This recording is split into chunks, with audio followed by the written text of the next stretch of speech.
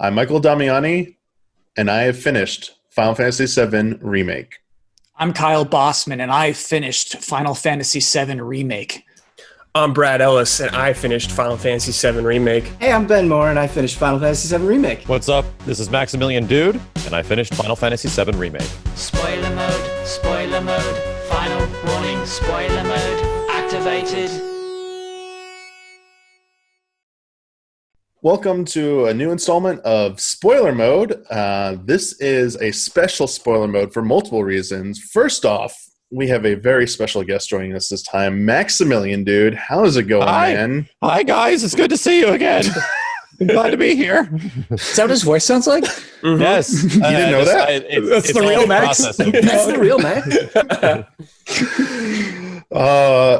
And for everyone watching this is a treat because this is the first spoiler mode since what? That we've actually released publicly to everybody, whether or not you're a patron or not. This was just too big to be contained to Patreon, so we had to let this loose on the internet. But Final Fantasy VII Remake, I don't even know where to begin here. Kyle was asking me about like a rundown before all this, and now I'm just like, the gravity of actually playing this game, it still hasn't even sunk in with me that this is real, and I've been playing this. Each time I go back to playing it, I feel like I'm still playing it for the first time despite knowing it. I just cannot believe how impressive this game is. It was really telling to me, Damiani, when I finished it and sat through that ending and was chewing on that ending for a long time. And then I was like, well, I'll start, cleaning up optional stuff, and was having just as much fun as I was going through the story for the first time. Like, it really spoke to the quality of the combat and really kind of the quality of the things that you can chase after that I wasn't, because sometimes when you are doing optional stuff in a game, it kind of feels like you're forcing it, where it's like, this is not as good, but I need to keep playing. I wasn't feeling that with 7 Remake. I was having just as much fun, which is awesome. I mean, I definitely agree with that. I just thought of a thing that we should probably say. I think this is obvious, but all of us here played the original Final Fantasy VII first, correct? Yes. Yeah. Okay. Yes. I don't believe you, Max. Definitely don't believe. No, I'm kidding. But I think that's the one thing is that this is something to set this up. I think properly is that this is one of the games. I think a lot of people, everyone in this spoiler mode, I think has been waiting for this for almost 15 years, 16 PS3. years. Yeah, Since PS3. Since PS3, the PS3, for me, so here's this real quick, Max. For me, it was that EGM report back in the mid 2000s before PS3 came out that said the rumor that Square Enix, the newly merged Square Enix, was going to put the PS1 games on PS2, and they explained it as HD remasters or something. And I was just like, yes, this is going to be so great. 7, 8, and 9, starting with those. I think it was right after what Capcom did with Resident Evil, right? And that got generally it was well reviewed, but didn't sell great, which was I think one of the reasons they didn't end up actually doing it, because it was limited to GameCube at the time. It's funny is that RE remake, which is largely considered to be one of the greatest remakes, greatest games ever, kind of didn't perform super well on GameCube, even though reviewed incredibly. So I think things like that, because the landscape was so much different, remakes didn't really exist for the most part, had an impact on their choice to eventually scrap it back in the mid 2000s. Yeah, I wonder if that had any impact or anything like that. But the thing is, I think the important thing to take away though is that this has just been one of the most anticipated things in video games, period. Next to Half-Life 3 coming out would be the only thing left, I think, at this point. Now that we've had all these dreams come true, this is one of the biggest at the top of the checklist to check off. And something pretty close to a Half-Life 3, sort of just now exists right around the same time frame. It's all very weird. Damiani, you bringing up EGM really takes me back, because EGM had some amazing Final Fantasy focused issues, and talking about the Final Fantasy VII Remake demo, it really speaks to how much times have changed, because that tech demo sort of sustained the fan base for years. They just kind of subsisted off that hope. Whereas now I just feel like things happen at a much greater speed. Even I think by and large, the speed at which people are processing the first part of this remake is surprising. Like, it's a long game, and it felt like people were done like a day after it came out. Yeah, very quickly. So one thing I do want to talk about, if we're talking about, anticipation, and, obviously it's kind of like the only game I was looking forward to this entire year, right? And it may be still, is that I think that the game is great despite our expectations. You know what I mean? I think we had expectations that were impossible to meet, and for myself at least, like, it exceeded them. That's insane. That's really, really crazy that this was a game that I've been looking forward to for 5 years, and that it paid off on that. It came out as good as it did. Yeah. I think it exceeded expectations because it didn't only play into expectations, right? It wasn't just content with doing what the fan base wanted. It very much decided to do that a little bit, for sure. Not a little bit, a lot, but it also went and did its own thing, which is why I think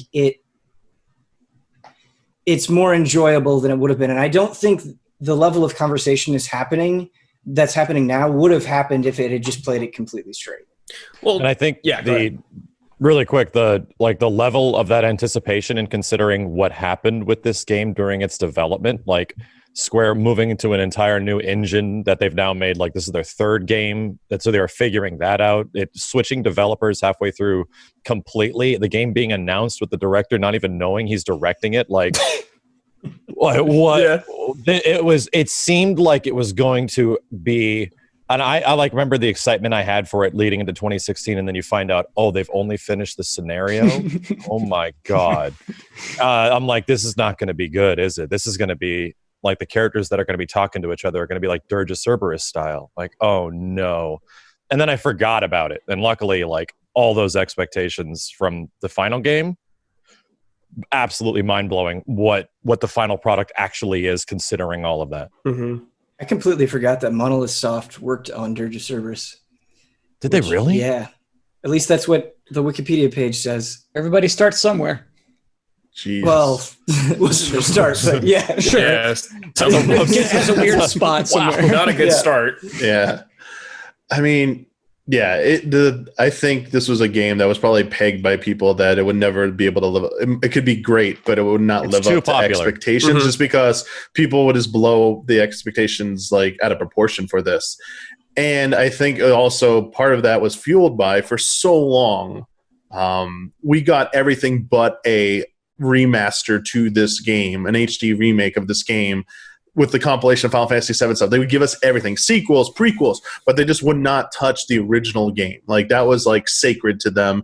We can go every other direction, but retouch the original time. I feel like even at that time, though, they were kind of like hinting that that it was all leading up to something. It was like a tease. Yeah. But they like never pulled the trigger until like they showed the tech demo, and then they kept talking about it, and it just never materialized. So I think what Max was saying was that you kind of forgot about it for a while, and like, this is never going to happen. Like, yeah, like it was, you wanted more stuff, but there was like a solid 3 years where there was just absolutely nothing. And the funny thing is that like the only reason that it sort of came into existence, and Kitase and Nomura sort of spoke about this in interviews, was literally their mortality. Like, they're like, if we start this project now, we're going to be how old by the time it's done? Like, we have to do it. If we're going to do this, we have to do this now. I get this. Like, Nomura's in his mid-40s, and he said, Nojima's way older than me.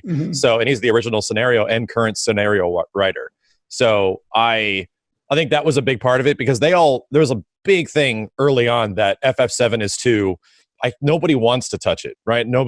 These people that were initially involved in part of the key decisions and development actually didn't want to get close to it until like that realization they had in an interview that, okay, if we're going to do this, realistically, we have to do it now. Like, actually now, because how old are you going to be by the time this is over?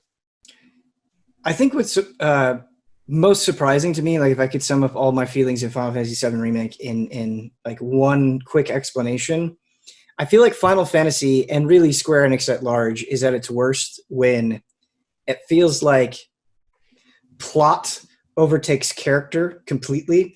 Like, where you don't feel invested, and you just feel like the game is like constantly explaining bullshit to you. And that, well, you can maybe make arguments that parts of Final Fantasy VII Remake do that. How grounded and real all of these characters felt that I've seen, not just in Final Fantasy VII, right, but in the compilation of Final Fantasy VII and, you know, cameos in other games as well, how it kind of felt like I was getting to know them for the first time, and how vulnerable they felt and how much I cared about them. That really blew me away completely. I agree with you. I agree with you wholeheartedly, and it's the thing I was worried the most. Yeah, right. Yeah, absolutely. These characters have never been represented this well in Advent Children, in Crisis Core. Outside of Zack, who's actually a genuinely good character, but Zack in Crisis Core is a human character in like this weird robot anime world. Yeah, like he knows it. Like it's when I played the game recently. He's like, "What are you talking about? Everybody's crazy!" Like he actually has moments like that in the game. I'm like, "Oh my god, he's the audience! Holy hell!" Yeah. And Verge of Cerberus, which has such a disconnect of just what even Final Fantasy VII is, like that's the stuff that's been leading you up to this. And now you have honestly, I feel a Square game, much less a game that brings back the memories of character attachment like the original Final Fantasy VII, like Metal Gear Solid in many ways. Like these characters feel so grounded and real and human. It's easily the one of the easiest things they could have screwed up. And it's probably my favorite of like any video game because I'm an FF7 fan. It's what I wanted. Yeah, I would say their character portrayals in this game has been some of the best Square in a long time. Like a long time. All the past Final Fantasy, like I love Kingdom Hearts, but I'm like, man, those characters are like totally unrealistic, like goofy robots. But like this, yes, they actually give you the time to get to know these characters. And I was, like you guys saying, just so happy how like human they felt, because it could have been a disaster. For sure. It was one of the biggest concerns for me as well. And I think it was pretty clear from the beginning that they were doing a good job of it. But I think the moment that hit me the hardest was when Barrett basically unleashed, like just displaying his grief. After the plate comes down. And he's banging on the rocks. So that scene in the original one kind of like feels a little supposed to be this like big important moment. It's a little goofy with like those character models, but like the voice work accompanying it as well, like the writing, like and the direction. the direction, and delivery of it. It was like it hurt to watch him. Like it was like suffering and like him in denial that this was going on. Anytime Barrett and Marlene talk to each other, oh my god, like, yes, this is crazy, dude. It's so good. Yeah. So Damiani, I actually think a criticism that you can level at the original Final Fantasy and a lot of other games in general is they don't really do too much character development outside of like the segments where it's like, okay, now we're going to explain the backstory of this character. It's like, this is the Barrett part, or this is, you know, the Aerith part, or it's very segmented. And I think Final Fantasy VII Remake takes this opportunity to represent the story and gives you so many incredible and authentic small moments where, you know, just through the animation and the little banter that is going on, you get a much stronger sense of these characters, and they don't have to wait for the big flashback scene. I remember at the behind the door thing at E3, I think Max, you saw that too. Is like when we saw it, and like when they were just in the elevator, and like how like fleshed out the characters were, I was like kind of shocked and blown away about it. It was the thing that I wanted to talk to somebody about. Like, okay, I need someone that has perspective, that saw the same thing I did, because I can't convey how the characters were acting without sounding like a crazy person. Yeah, because it's the opposite of what Square does. Yeah. I mean, it's just hard to explain that feeling too, like how good the dialogue felt between them. It's something you have to show, not necessarily tell so well, I guess. Mm-hmm. Yeah, the localization team clearly worked their butts off. And what's weird to me about localization is you also have to be a normal person. You have to talk like a human. Yeah, exactly. And so like you have to be you have to first of all know 2 languages at least and understand them well, but also just have characters speak like naturally. Talk, how someone would actually talk. And they use swear words really well. You know, I'm shocked by that. Yeah, so this game probably has the most effective cursing ever in a video game.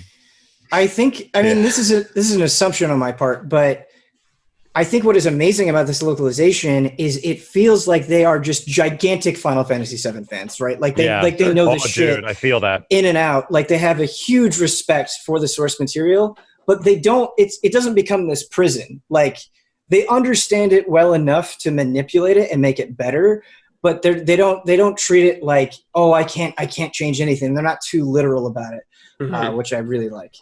The best example of that is the depiction of Aerith. Oh, and yeah. How some people are reacting to like Aerith cursing in some situations, like the way that she acts, and they don't like that because she has been sort of depicted as this holier than thou kind of character in Final Fantasy post FF7. But when you go back and you listen to her talk, she is the snarkiest, like flirtiest, weird, kooky girl, and they get it because she is that this entire game, like the whole game. She has this character and personality, and then obviously has like a deeper meaning behind her, maybe behind what she's saying, and it's handled with genuine care. And that's the part where you realize that either it's the localization team, but also I think the way Nojima described it, how they used to write Cloud in these characters of what fans expect them to be, and instead of the way they originally were. And they said they went back on Remake. They went back to, we're going to write the characters like we wrote them back in the 90s. Cool.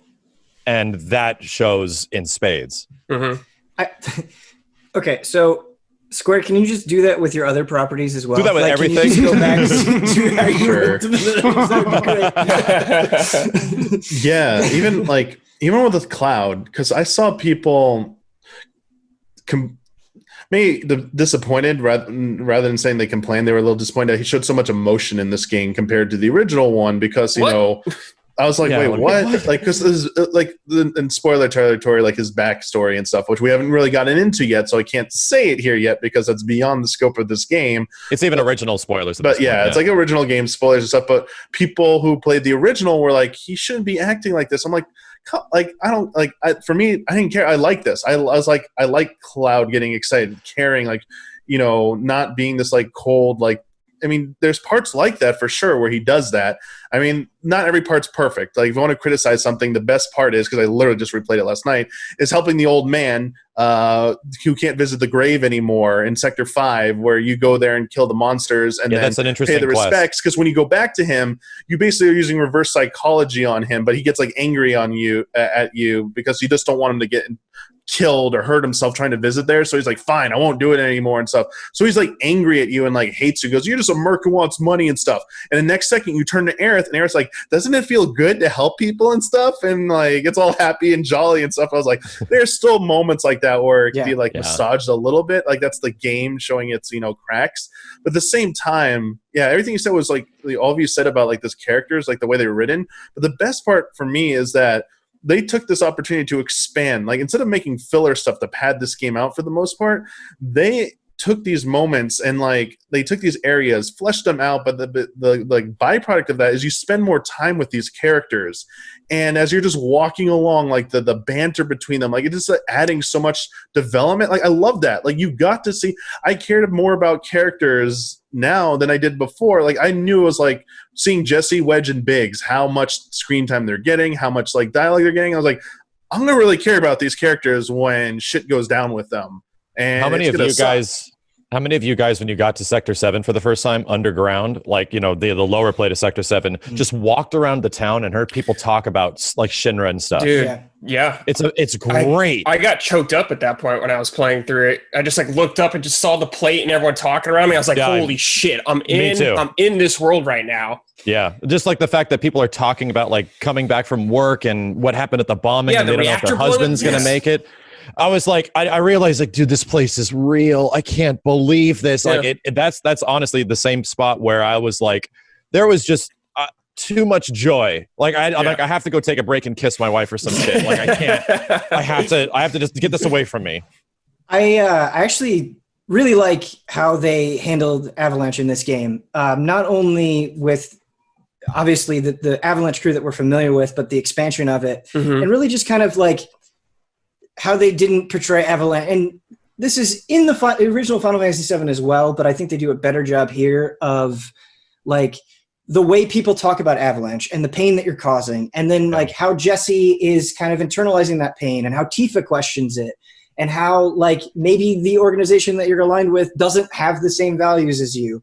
Like they added good nuance to these groups. And I think that a lot of that can be applied to Shinra as well, and kind of the different sides of Shinra that you see. The way the Turks act. Yeah, the Turks how are they great. know they're doing bad things, and Yeah. they're like, well, can't grow a conscience now, like type Right. stuff. Shinra HQ is actually when I listened to the most NPCs. I thought those people were just kind of interesting. I was way into. Oh yeah, just working in there, dude. I'd go out of my way. Like, I want to hear what these people are talking about. Yeah. And they feel bad too, and like it's just like I can't believe how that happens. Yeah, it's pretty cool. It's just impressive amount of like dialogue they had for all them. The fact that like they would almost all update when you did something significant. And it would change. Like 4 big things change what everybody says. Yeah. And it's like it was just so great at immersing me, making me feel this is a living world. I could not appreciate that enough. I know other games do similar things, but it just was never a detractor for me. It never grated, and it was something I didn't want to like. I wish I could turn this off. I just loved it, and I did like you, Max. Like every new area I went to was just like a mandatory walking around and hearing everyone what they're saying and stuff. Like, and I think a big part of it is that the localization that lends itself so well to the main cast. Also, they do their best with all these side characters. Like they try to give like all these like little characters you talk to moments and things, like the teacher who you meet at another area at the end who comes back to being a teacher, and like all these tiny things that are sprinkled throughout each of the big towns of the game.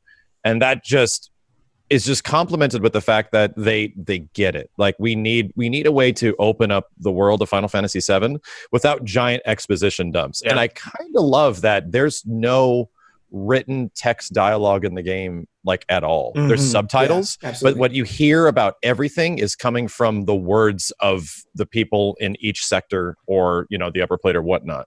So you're like a normal person, you're just walking by and you just hear people talking about how Avalanche blew something up, and some person heard like, well, I heard they're actually hurting the planet, and like, nah, that's bullshit. There's some crazy terrorists, and you hear all these different perspectives throughout the whole game. Max, on that very specific point, I was remarking to my wife, I was like, this is amazing that everything is spoken and there's so much dialogue.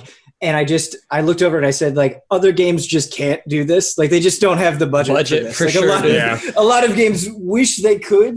That's where they felt like they were throwing money at the screen. Right, totally. A slight criticism that I have, I agree with everything you guys are saying about the conversations. I feel like in Sector 5 specifically, there were moments where like I would walk forward and it would just be like, yes, 3 different conversations happening at once, and it would be like a wall of sound. Even during like mid cutscene, it would happen too. Yeah, and I was like, this could be like spread out a little bit more, better, or maybe it doesn't have to be quite as much. But you remember the audio balancing, like the dialogue balancing in Final Fantasy 15?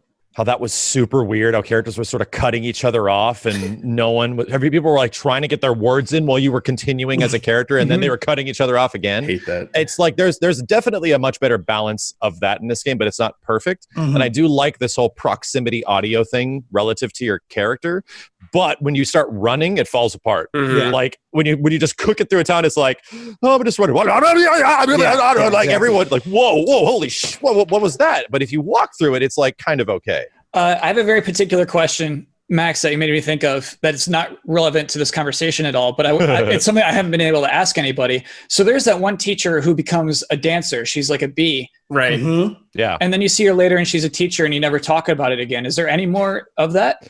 I don't think so. I think I spoke to her again, so I was like, so how about last night at the Honeybee Inn? And she doesn't, and it's like like the character doesn't acknowledge it because she's like, please don't tell the kids. Yeah, she's trying to hide it. The game doesn't give you the option. Like, no, you're just not going to tell them. I thought it was cool, right? She kind of like hints that she's got some plans tonight, and then you just see her in some alleyway. You got to like tuck in behind some sketch alleyway. Dude, it's super sketchy. She's like having a cigarette or something. But that added so much to that character, and you can just completely miss it. Oh, I loved that. And it also is like not like everybody just stays in their one little NPC city too. I like that. You know, all the stuff exists with it. Oh, like Johnny and stuff like that. My God, dude, like the stuff they do with Johnny is just so much fun. Like the thing that when Johnny showed up and he started being a character, he has like one of my favorite moments at the very beginning of the game that is like crucial for the character development.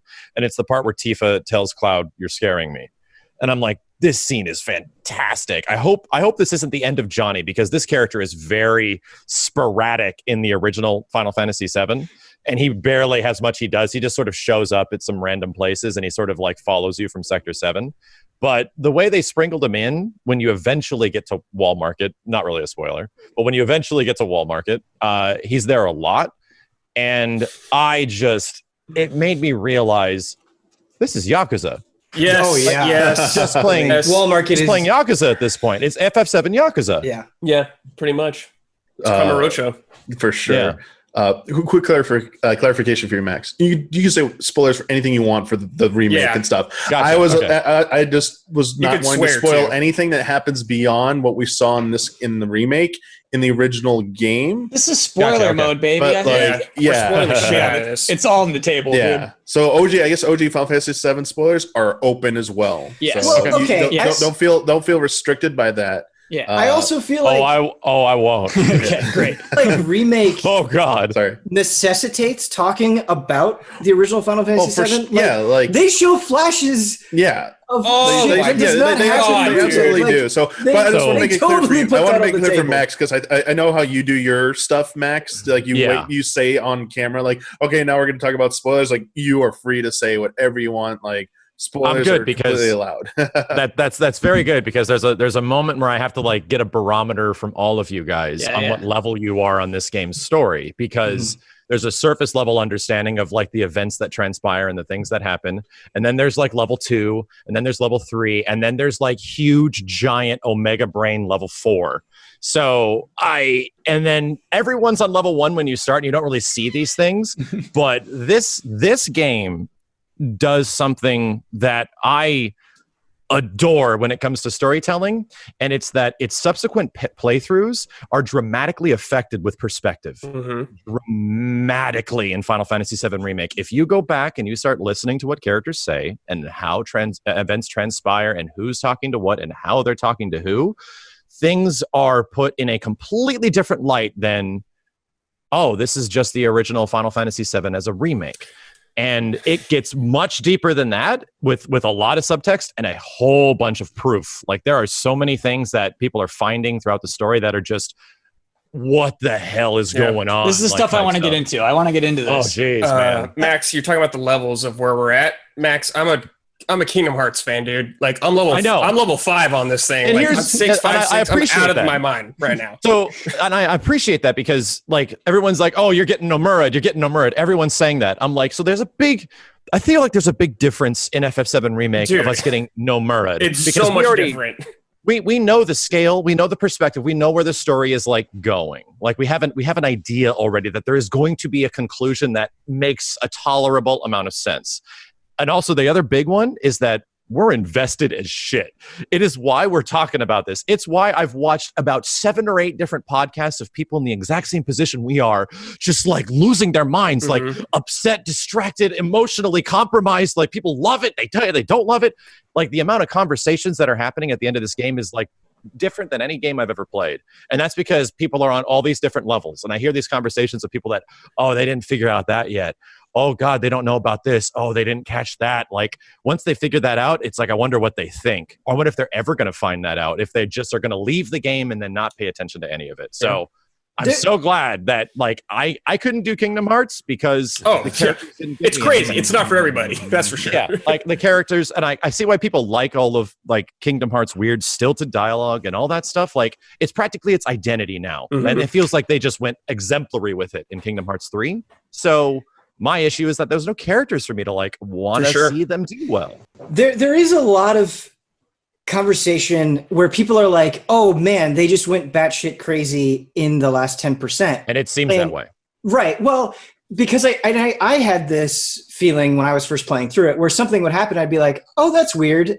And then I would immediately go into like, oh man, they're recreating the scene that I know super well. Like you would just kind of put it in the back of your mind. First time I saw Whispers, I was like, was that part of it? Oh, okay. Yeah, exactly. That kind of reaction. Totally. But then once you have the knowledge of the ending, it's like, no, they were really like even maybe heavy-handedly setting this up throughout the entire game. Like they were leaning into this. It's not like it did come completely out of nowhere. Where they were doing the flashes like forward of the visions, like Cloud seeing the stuff, and like even the Advent Children shots, I was just like, holy shit, dude, I need to take a second. So that's the kind of perspective I've been trying to like tell people, because people like jump in there like, that's so weird and dumb and it doesn't make any sense. And I'm like, okay, so here's the thing. I call them the plot ghosts, and that's just what they are, right? The plot ghosts are the most obvious and aggressive thing in the game that is essentially trying to intervene and manipulate the story. And that's the one that you notice and you're like, I hate this. Even me understanding what the plot ghosts are and what they do and why they're doing it, I still am like, I don't like the way they're implemented in it. Like they're implemented. They're kind of like a weird wall that just comes up like blocking materia, and you're just like, wait, why? Yeah. They're a literal wall. Yeah. They're literal, like in moments they literally get in the way of you getting materia and stuff like that. I'm like, get the hell out of here! This stupid ghost! It's not going to change the timeline. Where's my game? Like, get out of the way. So I felt that during the playthrough, but I've come to like realize that they're not as like. There's like the level 1. Like I said, there's multiple levels to this. So Kyle, I'll give you some perspective on like where me and Brad are kind of at right here. Sure. The plot ghosts when you beat the game are obviously like meta, right? They have this perspective where it's like, they're representing of like the fans, and it's the developers' need to like create something new, because even if you're remaking something, you have to put a spin on it that feels fresh, or else you just get bored because you just feel like you're repeating the past. And the plot ghosts represent fans, and they are there to preserve what their legacy is and all this stuff. And it really feels that way. And I'm sure you probably felt that way upon like beating the game too, right? It was actually what I was hoping they were. I feel like when you get to Shinra HQ, you start to get it. You start to get their intent. Yeah. And I was like, man, what if these things are trying to make sure the first game happens? And I thought they were like maybe good guys. And then it's very clear that it's like, hey, maybe it's not a good thing if the original events happen. Yeah. I think you can even see that in the way in which they present Shinra itself, and like slowly make you go through and look at everything. I also think it can be a metaphor in that way. Like people are interpreting the ghosts, where it's like commenting on how preciously you view things, I guess. Yeah. And like that's the exact perspective that you should have upon first beating the game. And to me it felt the same way, where it's like, man, I really didn't like the plot ghosts. And then somebody tells you Sephiroth is from the future. And you're like, what? Excuse me? Like, Sephiroth is Advent Children's Sephiroth. He's going back to Final Fantasy VII, Thanos style, to stay alive, because he knows he's going to die. And you're like, you've now reached level 2. What? Excuse me? Like, and then you start thinking about the plot ghosts.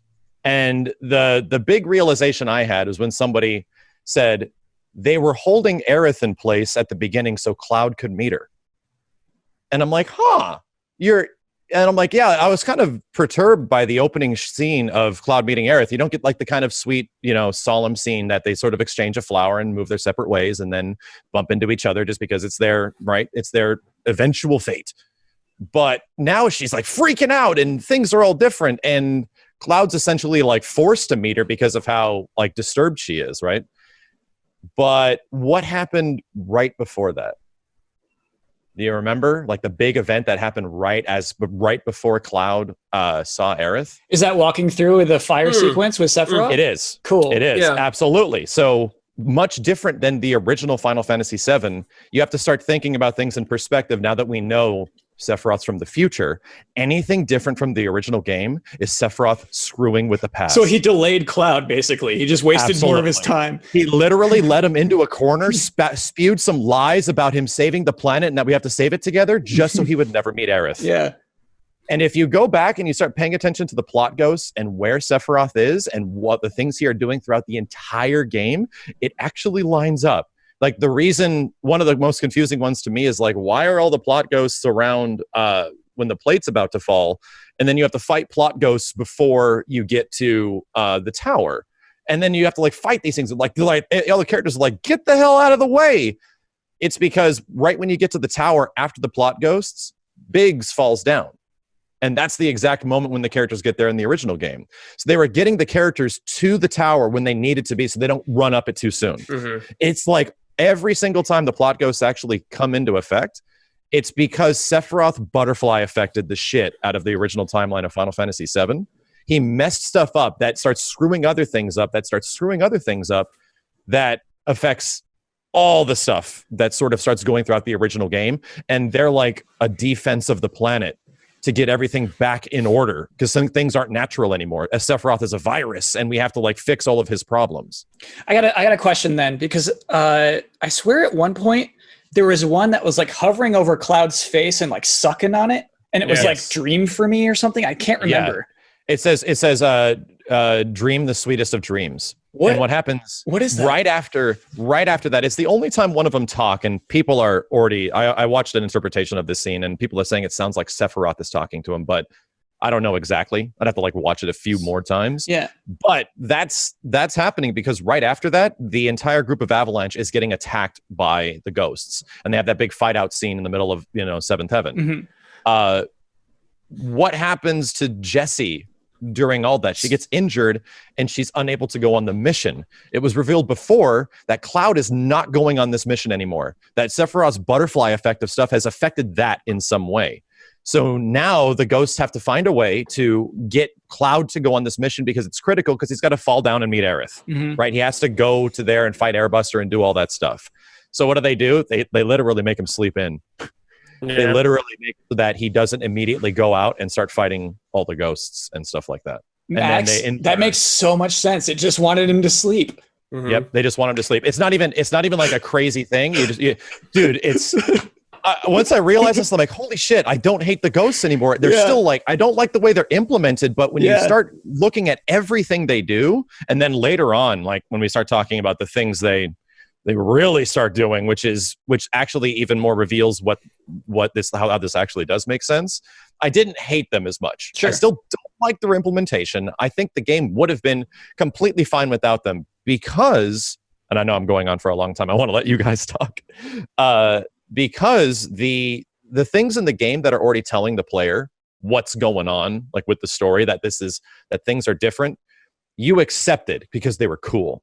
Plot ghosts aren't cool. They're like aggressive and they're in your face and they're blocking you. And they're not fun to fight. They're not fun. Like they're like the antithesis of fun. It's the planet like trying to stop things from happening or make things happen. But you didn't notice that Sephiroth showing up early is a completely different thing than the original. Him meddling with stuff and showing up in visions different than the original Final Fantasy VII. You were okay with because it was cool. And Cloud also can see the future somehow. And you're like, why can Cloud see the future? Oh, it's just a storytelling thing. That's neat. That's really crazy that Cloud has visions of stuff that's going to happen to him. Those are really emotionally resonant scenes. But then you realize that Sephiroth's from the future as well. And it's like the planet talking to him. This shit is bad. Like warning. Like things are warning the player. But you accepted it as the player because it's cool. It's like nice storytelling stuff. Only after you beat the game, you realize, like, wait a minute, oh my God, there were so many things trying to warn us of what's going on here, but you didn't realize because plot ghosts are big and aggressive, So I think no matter how much you try to contextualize all that stuff and, ascending through the levels as you characterized it, I'm not actually sure that makes it a better game. And what I mean by that is, like, sometimes it feels like the ways you can appreciate 7 Remake are fighting each other a little bit, because you can almost appreciate it as a diehard fan who is looking for an expansion. You can almost appreciate it as a brand new player with no knowledge, and you can almost appreciate it as a metaphor for the fans, but it doesn't feel like it's completely any one of those things. Yeah, specifically the plot ghosts, right? Right. Yeah, I agree. So I think there is a little bit of frustration and a lack of satisfaction when it comes to it. It does in a way feel like it's trying to walk down all of these different paths simultaneously, and I get why they're trying to do that, and I think that comes back into expectation. But there are definitely times, I think especially at the ending, where I want a clearer idea of exactly what their intent is, and I think that will come to light in the sequels, and that's why I'm like, this game, whether I ultimately like or dislike this will come down to the sequels. But I do think there is, like, from an audience perspective, I do think there are some themes that are fighting with each other a little bit. This game is definitely like, hey, when you beat it, you're not going to know everything, and I'm okay with that in a lot of games, but I could definitely see why people want like definitive answers for a lot of things, like. we're not going to know. Like everything we're talking about right now could be completely wrong for all we know. Yeah. Like things could completely change, or it could be exactly what we're talking about. But I think people are definitely feeling the frustration of having like a clear vision of what's happening. And like some people just don't like stories that are essentially left open-ended, especially stories where like what happens. There's like a comfort in knowing what happens and just watching it recreated. And then suddenly when you realize that things are happening differently and aggressively, like the plot ghosts, like I said, I would have been so much happier probably with the plot elements of this story if it was just Sephiroth sort of being shown up early and meddling with Cloud, just to a deeper extent than he does in the original, and Cloud having visions of the future, and that because they essentially do the thing. It's like giving you hints that the characters are somewhat aware of what's going on, but that's like I said, that's all around like level 2 kind of stuff. But I completely agree with you, Ben, on that I just think the thematic handling of it is not. And what it builds up to, it's like a dump truck in the end. Like it's like you're playing FF7 and this remake is great, and then poof, this dump truck lies in and just dumps everything on you. You're like, all right. I don't know. It feels to me it's like part of the video game medium. You know what I mean? It's like, give me something to fight. Give me a big crazy thing to fight. I think it's I think that's kind of like what they all accumulate into. I don't know if you guys agree with this, but just trying to put it in the perspective, because I was actually playing this with somebody who had no experience with Final Fantasy VII. And the point that kept coming up with her was, why is Sephiroth doing any of this? And like with what you're saying, Max, and obviously there are things that they're going to make more specific, but I think what's kind of frustrating about Sephiroth's portrayal in part 1, lack of setup. We get very clear motivations for each character. And knowing the original Final Fantasy VII, Sephiroth has very, very good reasons for doing what he's doing in relation to his character, but you just have no idea. Like, if you've never played this game before, you have zero idea why Sephiroth is doing anything that he's doing. So I completely agree with you. Like, I had to put myself in the perspective, and especially in the end, it hits you really hard where it's like, this will make zero sense to anyone that has any idea. Who the hell is this dude that, and since we're in spoilers, who the hell is this dude that shows up that looks like Cloud, right? What the hell is going on? Wait, he's holding Cloud? Like, what the hell is going on? And I had like an epiphany about it last night. I thought back to my original Final Fantasy VII playthrough, like when I was super young. I remember feeling this before. Who the hell is this guy that looks like Cloud? Yeah. And it's the same reaction I had when you see the picture in FF7 and you realize that, wait a minute, who the hell is that? That's what?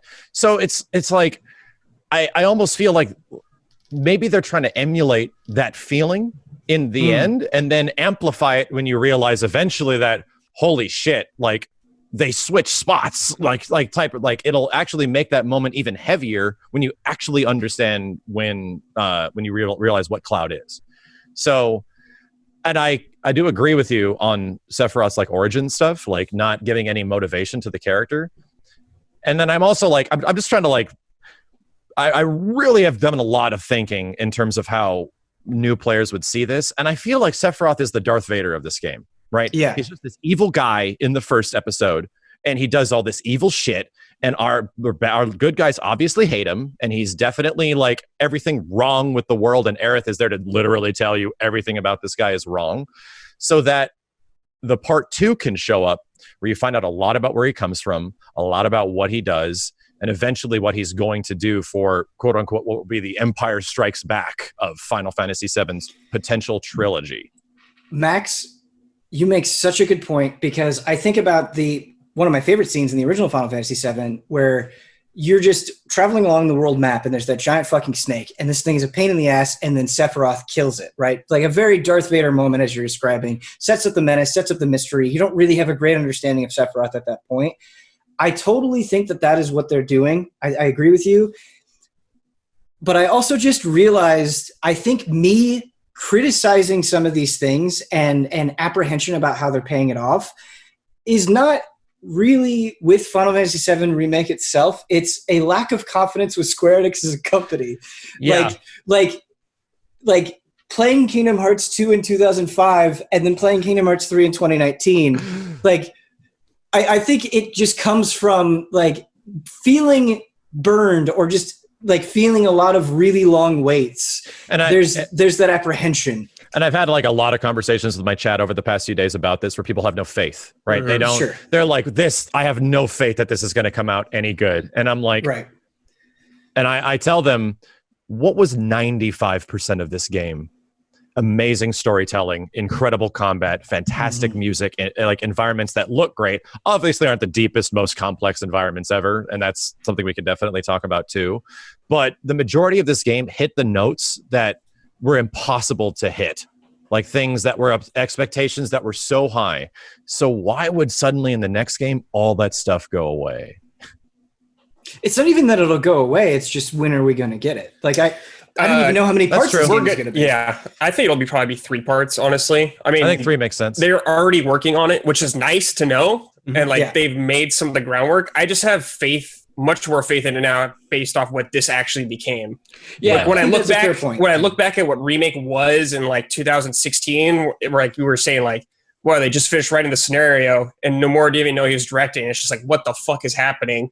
Yeah. And like this, like what we got came after that. Really, in the grand scheme of things, I think this game, like hard development wise, like creating of like art assets and technical combat mechanics and like the meat and bones was about like 2.5 years. Because right around 2016, they had that mock-up from CyberConnect 2 that was at PlayStation Experience. Yeah, 2015. Yeah, and that trailer was like way more than we thought we were going to get because CyberConnect 2 works fast, right? Those guys are gods at pumping stuff out. But then later in development, at like the end of 2016 and early, we found that, the scenario isn't even done. Oh, God, development has now completely shifted. We're now taking things entirely in-house. And that was like almost 2 years after the announcement. So it was like, what the hell is going on? So theoretically and internally, they had like 2.5 to 3 years actual development time to make this. And just like, actual workflow, like hitting milestones and all that stuff. And if you start thinking about it with like that perspective, I'm like, they did a pretty good job. Like all things considered, if that was the time frame they had to work with, I'm kind of shocked that they got so much done so fast. And at least me hope for the sequel, because I think the sequel is going to be, we can have a separate conversation about this. I think the sequel is going to be open world a la FF15. I think that's the way you surprise people. And I think they're already like ready to do that. Damiani is like, I do not think that at all. All right. I feel. I'll say it's possible, Max. It absolutely is within the realm of possibility. I think the more reasonable approach is that they will probably have. We saw the environments that you traveled in between, like the main sectors here. Like you'd have like these paths. They don't necessarily need to be like straight linear corridors, but like there'll be environments. They might be a little bit more open, but like I don't think it's be seamless. I don't even think it'll be like MMO size or anything like that. There will probably be like environments that lead you on the path towards your next destination, and it's something you could backtrack through. But like, I don't think they're going to go for the concept of like a coherent overworld like that. I think that is something. I have an idea for something later on, but with the airship, because people asked about that for later. But like, I just don't see them going 15 direction for the overworld. You mean like Final Fantasy I think it's too much. 10/12ish, right? Like 12, more towards sort of medium size between 10 and 12, like somewhere split the difference between those two, like not as like straightforward as 10, but not as like open as 12. I think they'll give you chances to branch though, Max, because to clarify all the stuff you just talked about with the ending, what ifs and stuff. I think they just needed to dangle a carrot in front of like veterans saying, you need to like expect the unexpected. Like we can't have you thinking everything's going to literally happen exactly the same way. Yes, 85% of this game or 90% of the game was the same with fleshed out stuff that you were believable. That's what you believe we were just going to do this anyway. But we still need to have some kind of shock value here. And I think that will materialize in parts of part 2 and part 3. But I think for the most part, they're going to still hit the major story beats and locations as is. But like I took it as like some of that messaging was like, hey, we need some freedom because we're not making a giant open overworld because that's she's gonna live. No, I don't. You don't? I absolutely Okay. do not think that at all. There's definitely the different boats now. Like there's the she's gonna live. Do you want boat. real quick? I think the whole thing, is going to be you will have a decision. If you do not let her die, you will ultimately come out to a bad outcome in part 3, whatever, or that will lead to something bad. But in order to maintain like what needs to happen for the planet to be saved, unless you come up with an alternative idea, whatever, I think they might make, because this moment's supposed to happen. It's not like you'll have the feels and the tears. But do you now? You still think it's going to happen at the same point. I think the mystique about this needs to be it happens differently. It might happen at a different point, and like how it goes down might be different. Yeah, I was even saying because Cloud now knows the future. Maybe he's like Sephiroth doesn't want to do it. You have to do it or something or some crazy shit like that. At least a twist. That'd be crazy. Sick. Would that be? Yes. Compendium. Who thinks that? So much? Who thinks that she has to live? Kyle? I do. I don't think she has to live. Or she's gonna. I'm sorry, she's gonna. I think she could live. It's an if or. I think you will have an option. I think they want to hurt us by killing someone else. Okay. I think they want. I think they want to hurt us again. Yeah. Oh Jesus. Yeah. Yeah. So, Brad, how do you feel? Max, I saw you talking about this one point. I'm pretty much with you on this point. I think the game is going to build up this mindset in you going throughout the story that there might be a way to save her, to change the outcome. Brad gets it. Her death is so important for the story and for the rest of the characters. Big brain. She knows she has to die. She will eventually know she has to die, and it will happen. Hit level 3. But even more crazy. Brad's on level 3. Okay, so there's Sephiroth from the post-Advent children Sephiroth. I was thinking maybe there's even current Sephiroth still in the crater going on right now. It has to. Oh, absolutely. So there could be the past Sephiroth and the future Sephiroth. The past Sephiroth could intervene and kill Aerith still somehow. So here's the thing that I think is like sort of confusing about all that. Sephiroth still shows up. Regardless of him being Advent Children Sephiroth, like a Sephiroth from the future, he still shows up in the same exact ways in Final Fantasy VII Remake as he does in the classic. Yeah. He's a vision. He's manifested through clones. Because Sephiroth at this point in the story, and even in the original FF7, is essentially cellular. Anything that's got like Genova cells in him, he can essentially manipulate or just like sort of exist in a not as powerful state. That's like the whole point of Advent Children, is that these stupid 3 kids that are pieces of Sephiroth are not him. And they want to be him, but they're like, the remnants are sad because their mother will never love them as much because they're not Sephiroth. So that's like, he's still that. It's just that it's like Sephiroth got fed this information from the future. It's like Genova knows what's going to happen or found a way to get information from the future and through the live stream. And it's communicated a lot, even in the original FF7. I've been reading the original script a whole bunch. That fate is a big talking point about time. When Bugenhagen talks about the live stream, like there's already hints that this stuff is already connected to time, right? That things are constant, that they can't. But the planet is in control of it. Doesn't that undermine your point of Aerith having to die, especially if we're considering a different timeline with Zack? So where you can argue that Aerith needing to die is just as vital as Zack needing to die. Like yes, I agree. So I'll go. Do you want me to go into level 3 now? Yeah, let's dive in. All right. Let's just go to 6. Like, why are we dicking around? I don't think it goes to 6. I think 4 is like the furthest I've seen somebody take it. Yeah. But level 3, I think, is actually where it gets pretty interesting. Okay. Play through the game a second time and really pay attention to what Aerith says. Aerith is super aware of what's going on, of what needs to happen. And by the time she's at the end of the game, she's like a different person. She's like a different, completely aware person. She has these moments where they're like, Aerith, and she's sitting there just doing this stuff, literally talking to the planet. It's like she doesn't know what the whispers are at the beginning, but by the time the end of the game happens, she literally touches Red 13 and tells him everything what they are. So throughout the events of Final Fantasy VII Remake, Aerith is communicating to the planet, and the planet is dishing her information of what is happening, what's going to happen, and she is completely like on board. She's like, all right, well, we got to hit these notes. You can't fall in love with me.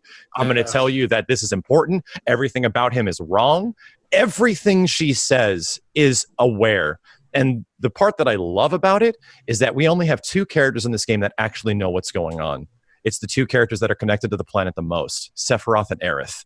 And they're essentially trying to undermine each other at this point. It's like Aerith is the one thing that's actually keeping the entire party safe, and Sephiroth is the one thing on the planet that is trying his hardest just to stop them. So I agree and I kind of disagree, because I do agree that Aerith gets more decisive as the storyline goes along and more aware, and I agree with a lot of what you're saying. But there's a difference between the way Aerith is presented and Sephiroth is presented. Sephiroth never shows any ambiguity ever. He's like, I know what is happening, I know what I'm doing.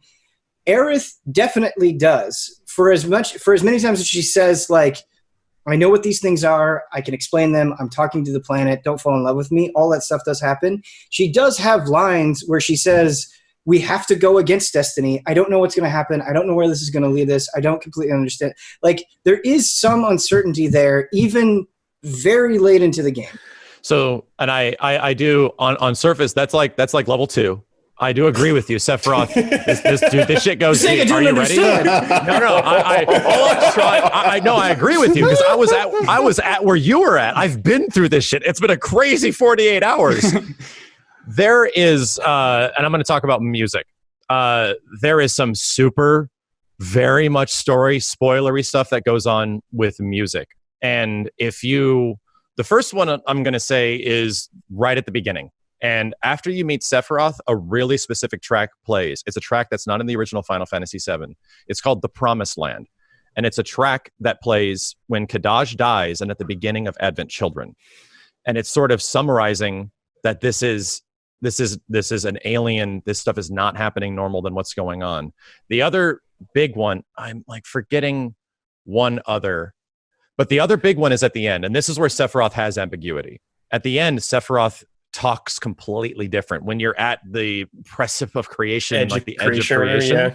Sephiroth genuinely is a different person there. Like, he's talking like to Cloud, that completely different than the way he's like super preachy and doing all this stuff like throughout the game, and he sounds high and mighty. He's actually talking like he knows Cloud. He's like, 7 seconds, what are you going to do with it? Like, he's a different sort of person. But the theme that's playing there, I saw this last night and I didn't even realize it. It's the City of the Ancients theme. He's literally playing the music from City of the Ancients, where Aerith dies, in these moments where he's telling him how critical all this stuff is going to be. And he's just fucking with Cloud. And I think the whole point is that he needs to get Cloud to be as vulnerable as possible. He's setting him up to essentially fail so much harder than the original game does. Like, he knows that the original game he fails and he still dies. But it really feels like Sephiroth and his manipulator shit, which is what he does in spades in the original FF7. In later installations, he's just dude that chops up buildings and shit, and you're like, okay, Sephiroth, he's just this big crazy badass. But in FF7, he's a manipulator, and in this game, it really feels like they hammer that shit home, because he is just the entire game fucking with Cloud. Got another question, actually. Okay, so this was the part that was like craziest to me. This is where it's like, okay, all bets are off, is when you get a flash forward to the end credit scene of Final Fantasy VII. You see Red 13 running with his child. Yeah. Yes. And he's like, that's the future if we fail today. That's the bad ending. The bad ending, yeah. Yeah. The original game. I mean, yeah, there's some interpretations that the original game's ending, what it actually is now in retrospect. Because people just assume, Advent Children's a direct sequel, so everyone lives. Like, now people are reevaluating the original game, saying, what if the OG timeline ending actually is humanity gets wiped out? Yeah. And like, Kitase did say in an interview like a long time ago that the end of Final Fantasy VII 500 years in the future is a world devoid of humans. So that's a good ending to me. Yeah, I mean, in current situational retrospect, okay. I love this stuff because of your point about replayability, though, Max. Like, going through again and catching all this stuff, it's getting people to talk about this until the next installment comes out. Because like the 7 seconds, like people are like, oh, someone timed it. That's exactly how long it takes for Sephiroth to kill Aerith in the scene. Yeah, the game. It's 7 seconds. Like it is. Like, yeah. what will you do with that? And it's shit. playing the music from this. Yeah, it's from that part. However, the 7 seconds line is not referring to Aerith's death. I thought the exact same thing. I watched the videos. It was like the Reddit thread. I was like, Jesus, almost like on point. There's a hidden text in the game. There's no shit Dark Souls levels of hidden text in the game. You go back to chapter select and you look at that final thing where you're talking to Sephiroth on like the edge of creation. The game tells you Sephiroth gives Cloud a cryptic message about 7 seconds before the end of the world. Mm-hmm. And I think he says end of the world even in the conversation. He says something that like it's kind of ambiguous in the conversation. You feel like you know what he's talking about because it's on the edge of creation. You're looking at space. You're like, what is this big space thing I'm looking at? Like, what is going on here? The game tells you, if you go back to chapter select and you read it, that they're specifically talking about that moment is the end of everything. I mean, you could take it literally, but you could also take it as a metaphor, as like the death of Aerith is the end of Cloud's world to him. Because not taking it metaphorically. In Advent Children, the whole thing is about like he can't get over the death and he feels like he let her die and stuff. So like if Advent Children is this game's future and that Sephiroth is from this future, then like those like you have to believe that like Cloud might end up in that state where like he carries this weight that he just cannot shed. To me, I'm like positive this is some Harry Potter stuff where it's going to pay off many games from now. We won't even talk about the 7 seconds in the next game. Oh, I don't. You guys are talking about level 3 and 4 shit, and I was like, oh, great, this is going to clear it up for me. I'm more confused now than I was before I started this fucking conversation. Ben, are you ready? Are you ready? I'm ready. I'm getting ready. I'm just waiting. Let's go deeper. No, this level 3 to 4 essentially starts going into how the next games are going to be. Why is there an alternate timeline? What the fuck is Biggs doing alive? Is Jesse alive? Like, are they in the same world together? Like, why is this shit happening? And I will guarantee you, there are clear things that are not explained. Like Zack being alive, the only thing that we have definitive evidence that Zack's existence is not in the same world as Cloud is the very obvious bag. Stamp. Right? Like the stamp bag that flies by is and I went back to the game, it's a different bag, it's a different character. It's not another brand of bag. Like it says original in the top left. I'm like, well, maybe this one's like spicy stamp chips and the other one's original stamp chips and it's just a red herring. No, it's like very obviously showing that this world is different. Something this singularity event that was seen throughout all timelines changed everything for what's going on to our character. And that's the big yellow globe with the sparkles. Okay. So yeah, and I was confused by this for a while too. Like when all the wisps are essentially focused on Midgar because everything bad is happening at Midgar, right? Midgar is where our characters are supposed to go, but Sephiroth is there and he's messing with shit. All the wisps are covering Midgar like a dome. The cutscene they show immediately after is Zack walking around in the past, and he doesn't see it, but we see the same dome. It's not that the dome is happening in the past, is that it's happening, period. It's transcending time. So no matter where our characters are at any time, this singularity that happens throughout the past, the future, the present, is going to affect everything. Butterfly effect, the same way Sephiroth did. So now, when you get Zack and he fights all the dudes, the singularity blows up because the wisps are obviously occupied fighting our main party, and it ends up that Zack lives. But that's still a different Zack, right? It's still fundamentally not the same Cloud, not the same Zack. In some place in a completely alternate existence, Zack made it out and made it to Midgar with Cloud, and Cloud becomes, I don't know, a barista or some shit. Like they're gonna be different fundamental people. Wait, so assuming that, right? I think it being a different timeline is pretty obvious, but who's to say how many permutations there are and the effect that they have on each other? Like, and that's where I don't have an answer for you. The handling of this timeline stuff is a very sketchy thing, right? We've seen some fiction that obviously do this Back to the Future stuff because this game is very much Back to the Future too, right? We're going back and there's an alternating timelining now. There's the original events that we're trying to follow, but now our characters are on this weird middle path that they're trying to eventually fix. And then suddenly in the end, you realize there's another path that's being taken. And I don't think there's direct any evidence in the game to lead us to a conclusion that we know what's going to happen with Zack. Yeah. I think that is left super ambiguous. Yeah, it's very intentional. So what's interesting though is I would like wondered how he saw that, but the final area is called the Singularity. Like that's totally fair, right? That absolutely makes sense. And the final chapter is the Crossroads of Destiny. It's talking the fact that Aerith and Zack are at a crossroad. They're not going to meet each other. It's like they're destined to meet each other, right? But they're just not going to because they are existing in two different realities. I bet there's a third point we have not seen yet. A third timeline? Oh, we've seen Zack in one spot. We've seen Cloud, Aerith in the present with like future Sephiroth if it's future. Mm-hmm. I think there's one more point because these things usually come in threes with like the time loop stuff. Like, like if they're gonna like if it's like closed or whatever loop, something like that. I bet at some point we see a third spot where like the whispers are all like gathered together and like got obliterated and something else was changed. Because I think Biggs is the other thing they show that with. Like, right? The Biggs thing is still we're not sure whether or not that's in future of Zack's timeline. No, we're not. We're not. We don't know because we don't see anything that clearly indicates that. I think what this really will translate into potentially in the next part or parts is that I wouldn't be surprised if we jump around and play like a Zack. Like we might. I fully expect to play as Zack in some part of the game now. Are we going to be Zack Laguna style, where it's like suddenly Absolutely. Cloud falls asleep and then you wake up and you're Zack doing something completely different, and then you're talking to Aerith, or what's going on? Like how they handle that, I have no idea. Yeah, but I expect something like that at this point. Like I wouldn't be surprised if they did something like that. I wanted to check in with Brad really quick. Brad, is this kind of like the same conclusions that you were coming to based on all this stuff? Or is this deviating a lot? No, this is kind of. I've had a long time to think about all this. I did the review, so I had like a long time to think about this, and I've kind of been here. I've been watching your streams every now and then. Like I'm getting like the brain has been growing the levels on some of those. It's like Bloodborne. It's like exactly. It's like I'm taking insight Bloodborne right now. Time. Yeah. So go ahead, Ben. I had a theory that I was talking to people about.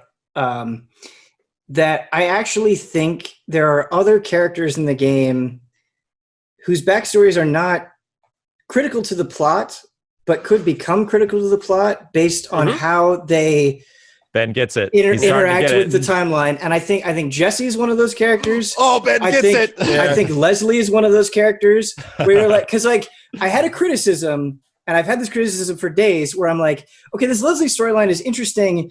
But it feels completely pointless. Like I can't even. I don't know why they're doing this, but if you go and you do this Laguna style storytelling that you're talking about, it is a way to illustrate the changes in what is happening with these characters. Are you guys ready for more level 3? Yeah, are you guys ready? All right.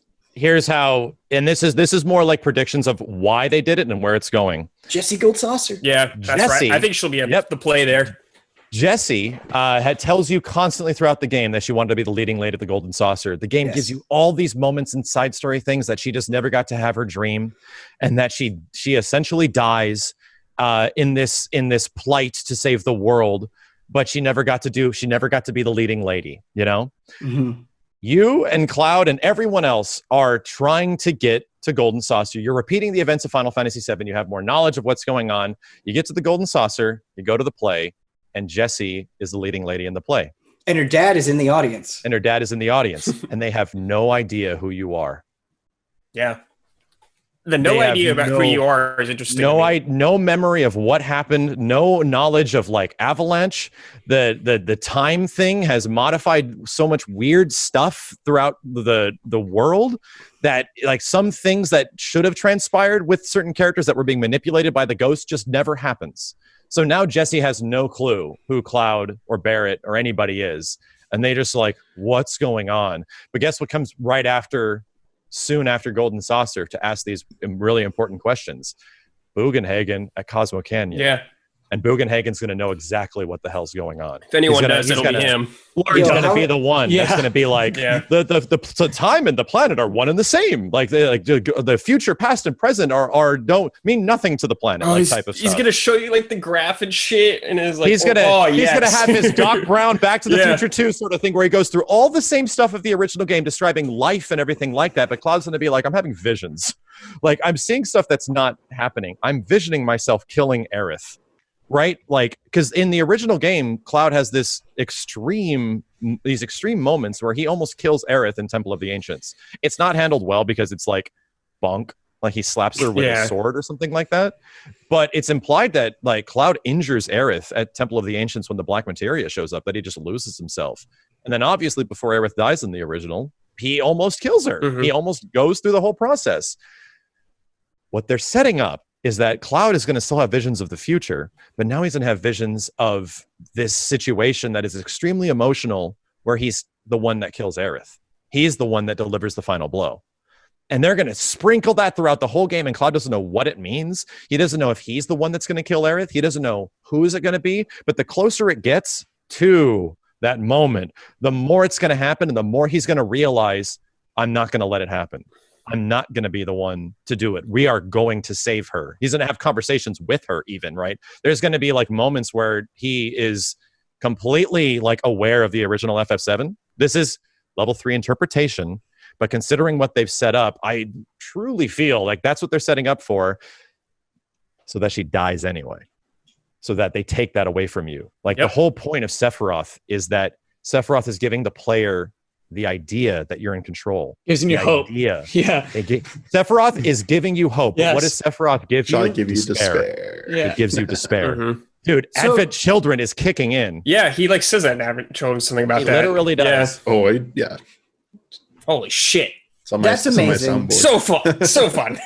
But that makes me think, once okay, so let's say everything happens as you're describing, and you go and you have the conversation with Bugenhagen and all this is revealed. Does that mean the remake will still care about the Black Materia, or will storyline? Mm-hmm. Like, has anything changed at this point? That Sephiroth's body still needs to get the Black Materia to summon Meteor. That Sephiroth still needs to become like one with the life stream and stuff. It doesn't change anything. Will they have to fight two Sephiroths? Well, think of it like this. Like I was saying earlier, this Sephiroth that's still showing up and going to be manipulating Cloud and in his head, is that much different than the original FF7? No. It's not. Like, yeah, it's just that Sephiroth knows more on a cellular level, which is Sephiroth now, and now on a level that controls time. Sephiroth understands what's going to happen to him. It's not like a literal Thanos situation where he time stone type stuff. And I went there and I came back and I'm a different version. You can think of Sephiroth as being like a constant. Like he is now a constant permutation. Oh no.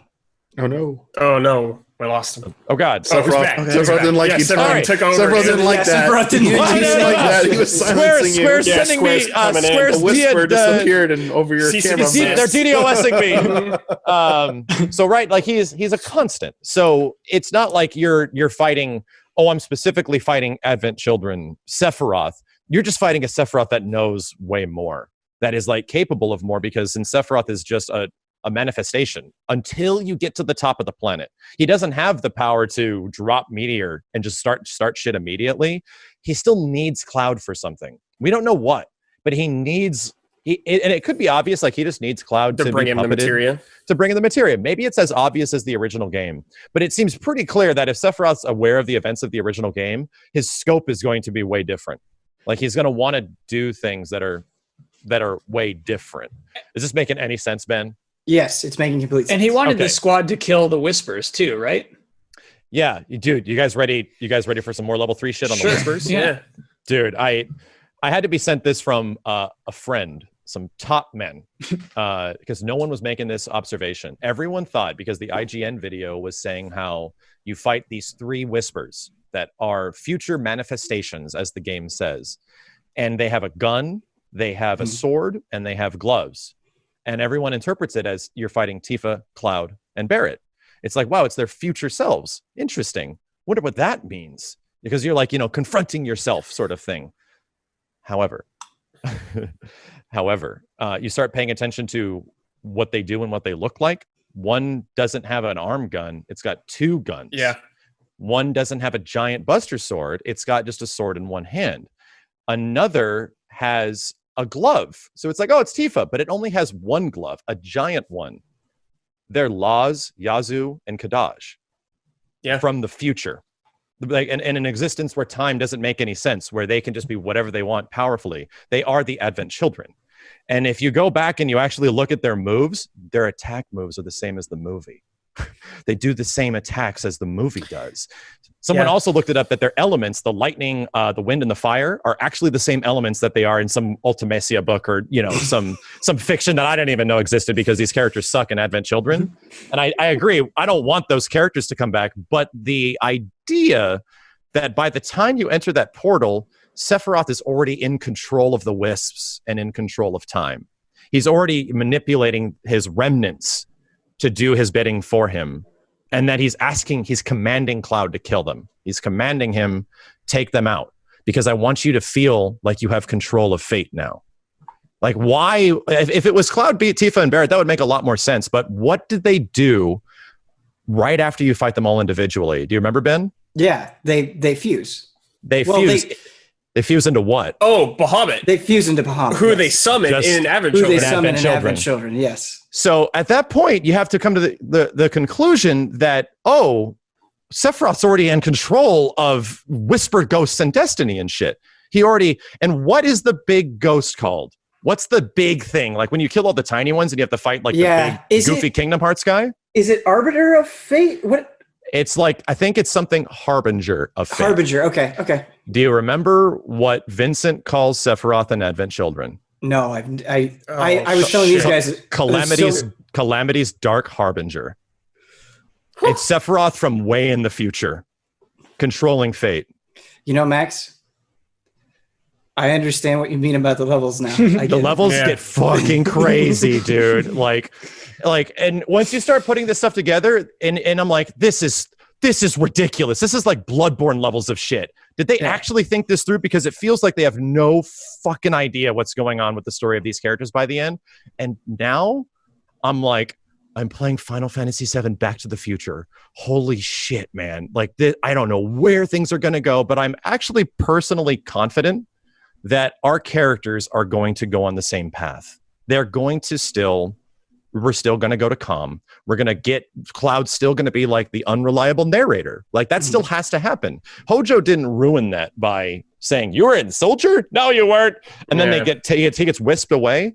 With perspective, we're like, oh my God, that's such a spoiler. What the fuck is going on with the story? What are they doing? And I felt the same way. But without context, to someone that has no idea, Cloud still gets to be the unreliable narrator. He gets to describe what happened in Soldier and what happened to Nibelheim. Like all the same events still get to transpire. It's just that the stakes potentially are higher now because Sephiroth's intentions are now different. He needs to do the events original FF7, but he needs to do something else with Cloud. Okay, wait. So we were talking about Sephiroth emotionally manipulating Cloud when we brought up like Jessie as an example. Do you think with the way that they introduced Tifa and her father dying, that is also a point that they would use, that Sephiroth would use against Cloud to further, like, would that also be a point that would change and you would get to see that change? So you mean the flashback, essentially? The flashback, Tifa's in the cowboy hat. She's over her dead father. She goes after I hate Sephiroth. this scene. Yeah. Yes, but they make it very prominent multiple times in part 1 of the remake. Well, that happens in the original. Yes, true. I'm just saying, like, is that something else that could change? Could more of Nibelheim change as part of this grand manipulation? You think like Genesis is going to be floating around in the background? I'm just asking questions. I don't know if we'll see Genesis. So like, and yeah, and I think that's where you're thinking, right? You're like, is all the goofy shit from the previous games going to make its way into Nibelheim?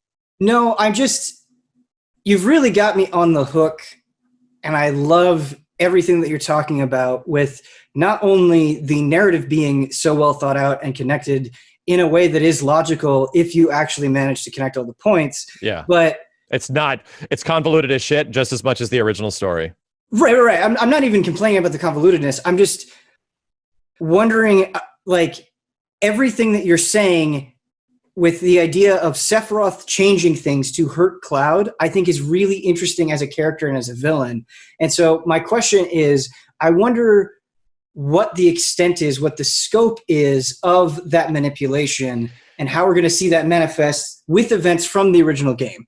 Here's my, once again, like this is around level 3 theory. That pulls into the timeline stuff, right? We're seemingly going to have Zack in an alternate timeline that is replacing Cloud. That potentially, and I've thought how crazy would this be if 4 months later into this game, they release Final Fantasy VII Remake another time, and it's a bombing mission, and you start the bombing mission, and Zack jumps off the train.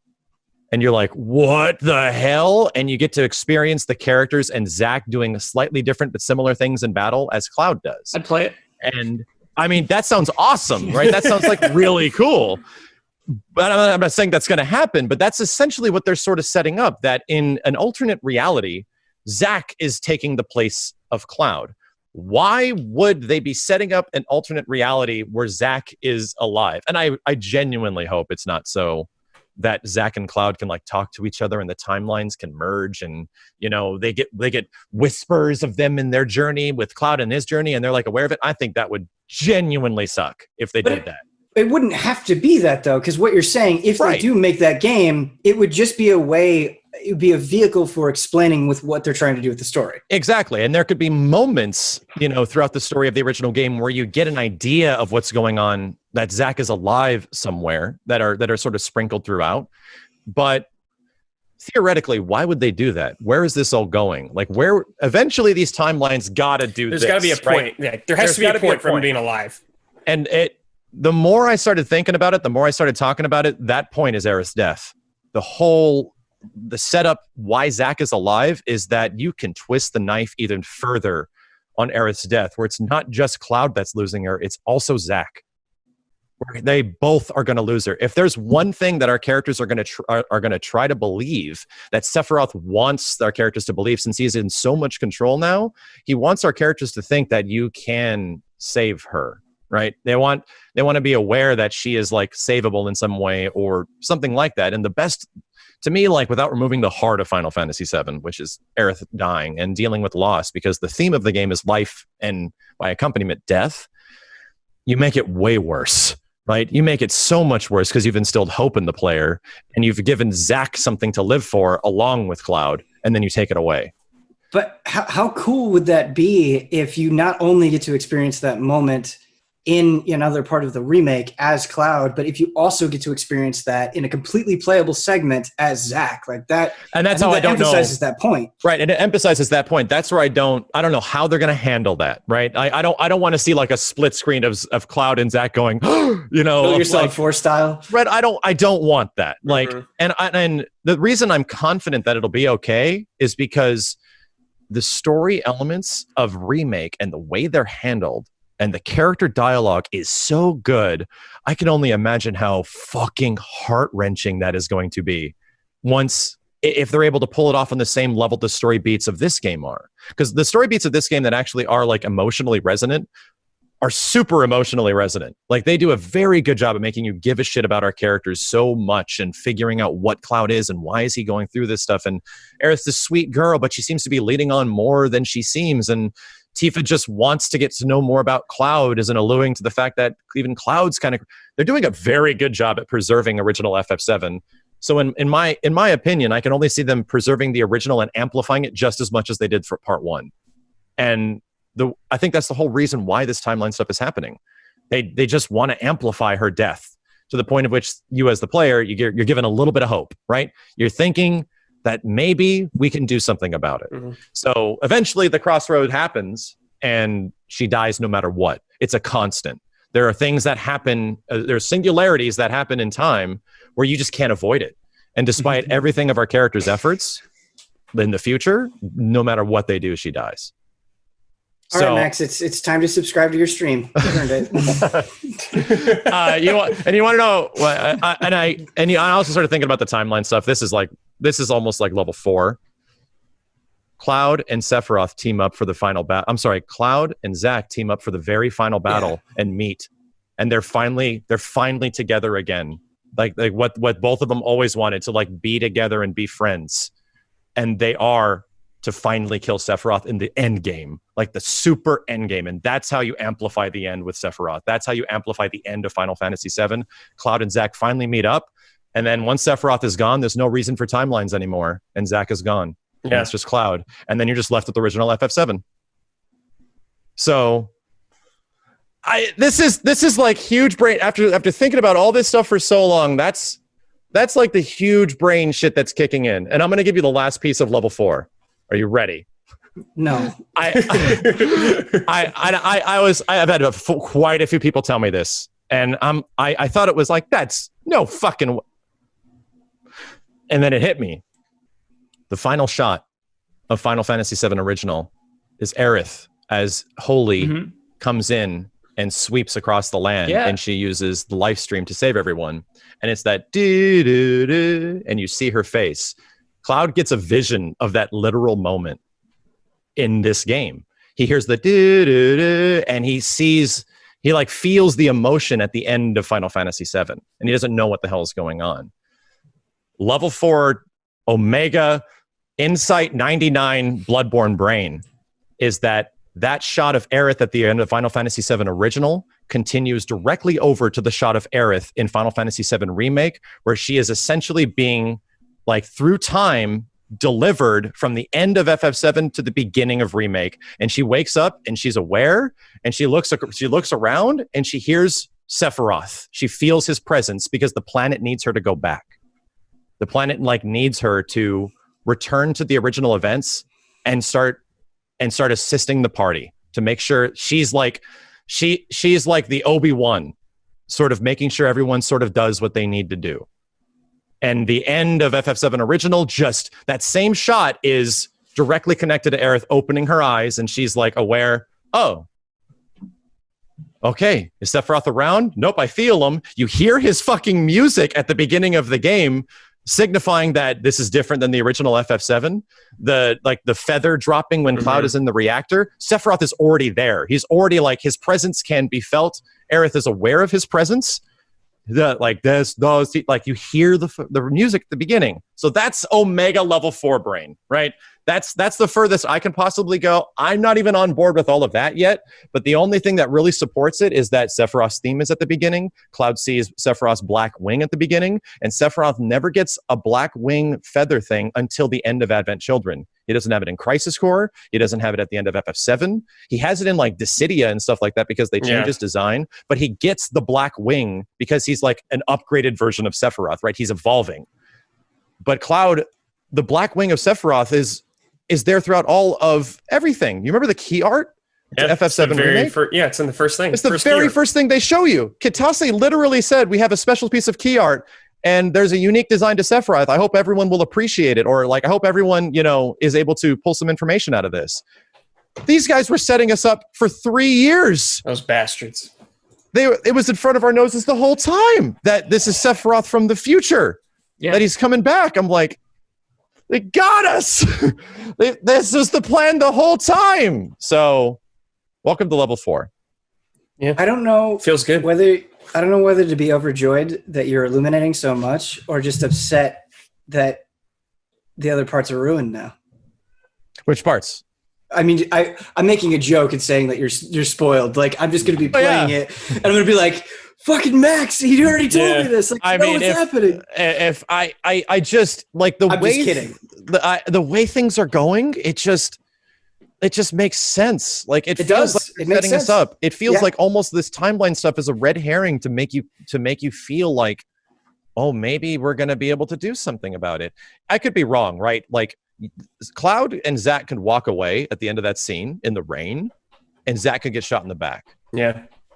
Just like the original game. And then Cloud has memories of it. So they leave so much open to interpretation in the end, but they sprinkle so much of this shit throughout the entire game. Like, the whole game. I noticed just last night, and I put it on Twitter, when Cloud first runs into Sephiroth at the end of the game, and he meets him right outside of, like, being in his head and shit, and he's like, is it really you? And Sephiroth starts giving him, like, flashbacks and stuff like that, starts, like, infecting his mind. Cloud has a moment where he's just like, racked with pain, like feeling all this stuff. He has no idea what he's feeling. And then he suddenly grabs his left arm. He starts holding his left arm like it hurts like hell. And and there's a shot of it, like there's a specific shot of his hand just like gripping his arm super hard. The same arm that he had Geostigma in Advent Children. Yep.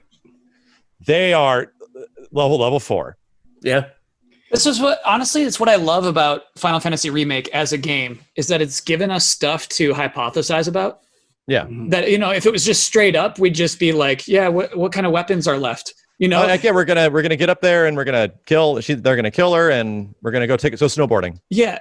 And so I love that it's given us this again. Basically, it's almost a truer remake in that it gives you more surprise and more wonder than a straight up 1-to-1 remake would have. And I think all of us can agree that like the way they sort of deliver this information to us is super not obvious. It's like Dark Souls Bloodborne levels of sort of subtext. And the dump truck of all of it just falling and crashing on you suddenly, I don't think is handled very well. And it's I wish more people could like come to some of these realizations and figure it out instead of having to watch like a YouTube video on it. But at the same time, it's like Bloodborne's my second favorite game of all time next to FF7. And it wasn't on my first playthrough. I'm like, that was cool. Some weird gothic stuff and you're fighting werewolves and space aliens. It was fun. And then I watched like Vadi Vidya. And I was like, holy shit. And then I played Bloodborne a second time. It is now one of my favorite games of all time. And that realization, it made me love it so much. This is what I want to ask you, Max, because everything that you're saying, coming to that realization, I think in any story, coming to those realizations is very enjoyable and fun. What I would argue about Bloodborne is you don't need to come to that realization to have a very fulfilling experience. You don't finish Bloodborne and you're like, oh, I didn't enjoy that journey. I feel like it is dense enough that whether you're at level 1 or level 4, you're getting something out of it. It comes through the execution and the presentation. Sure. I haven't seen Advent Children in a long time, but I've seen Advent Children multiple times, and I feel like I usually walk away from Advent Children it's not great, feeling very unfulfilled. Not and it's great. like, yeah, you can go down the rabbit hole and you can come to the fulfillment of those revelations, but actually sitting there and watching the movie, it doesn't come across very well. Like the same thing as Crisis Core to an extent, the same thing as Dirge of Cerberus, the same thing as all this other FF7 stuff that they've been doing for the past many years that isn't FF7. I completely agree with you, dude. Like they are disappointing. I love Advent Children, but that movie is dumb as shit. Like you have to watch like the complete edition. It's like over 2 hours long to make it a comparable movie. And it still has huge storytelling issues. The characters are terrible. I have no idea what's going on. Like, unless you have deep understanding of like FF7. The concepts they set up are kind of interesting that Sephiroth lives on like through his mimetic legacy. He lives on genetically. I'm like, okay, that's the stuff they're using in this game. They're not like Kadaj doesn't go up and he's not like crying, don't cry, Laz, like all this dumb shit. like I just like, please, like kill me now. Like, can we just get to the final fight scene? And that's all I want out of Advent Children, right? But, and here's the part where I'm like this game puts me on board. The things that are missing from Dirge of Cerberus, Crisis Core, and Advent Children are present in this game. The characters, your adoration for the characters. Like, I have never felt a crew of characters feel more original Star Wars than the original Star Wars. Like, it feels like these characters are like destined for greater things and they're going to go places. And there's obviously like stories to be told about them all, because we know there is. But man, like the relationships in this game that they establish are so fucking good. And it's like some of the best that's out there. And this could be an FF7 fan talking, but I've seen people that have no idea what Final Fantasy is that are like, oh, that's that sort of weeby Final Fantasy thing. Like they describe it as that. And then they play FF7 and like, well, this is cool. Why is this cool? Do I like Final Fantasy? Like people will start saying that after they start playing FF7 now. So I think they're trying to do what the original FF7 did. Yeah. They're trying to get people to like Final Fantasy because Final Fantasy has been a very specific thing for the past 15 years-ish.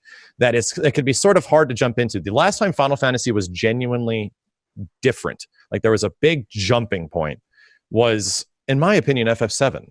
Like it was most RPGs before that were what sort of romps through classic medieval Dungeons and Dragons explorative worlds in many different ways. I think 6 was obviously a bit different, but the jump to like new technology and all this stuff with the original FF7, that's the thing that got me to play it. Dude, I played the original FF7 when I was like 14 years old.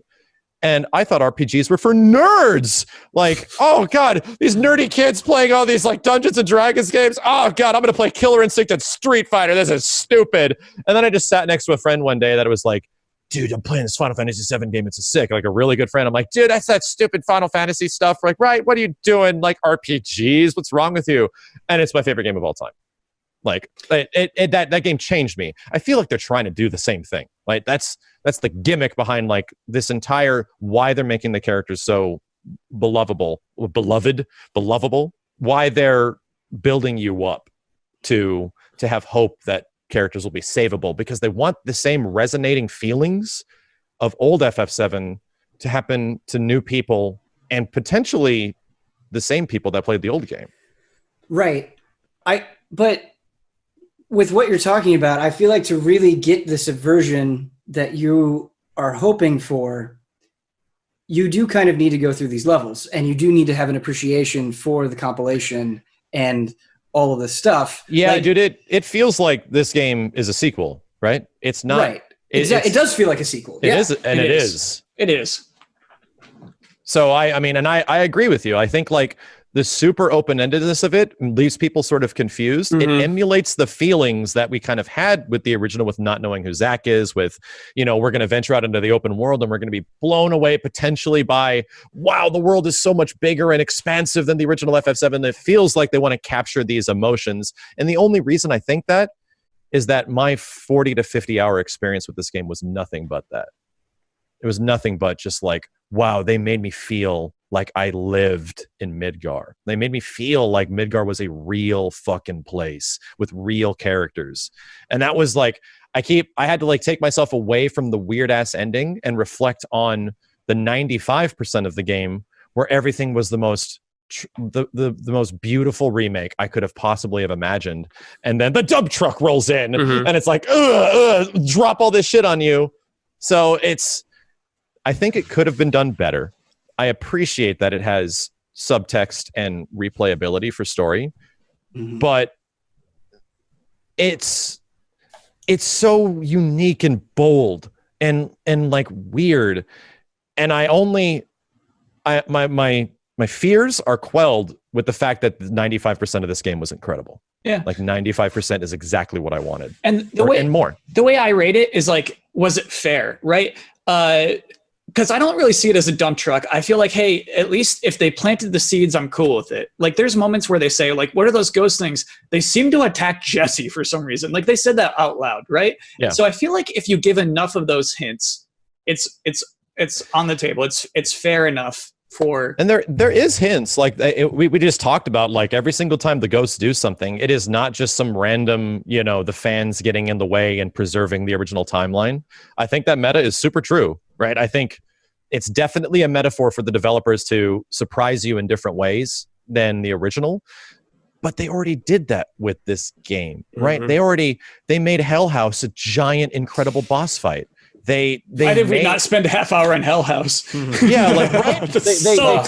They were directly aware that people were talking about how Hell House is a meme. Yeah. How it's like, how do you have Hell House? How do you have Hell House in a world of Final Fantasy VII that looks like this? It's impossible. How do you have cross-dressing in 2020 in a world like this? It's impossible. And they just boom. They just like nail it out of the park. Yeah. I don't even think they did it. They just destroyed it. Like they did it so well that, okay, they get it. I have complete faith. Like the things that were super weird in the end don't change the fact that the elements that I think were handled so exemplary of honoring FF7 and its fans and potentially new fans, I could just see that that's where they're going. They just want to amplify everything to make it hit and hurt even more when it eventually does happen.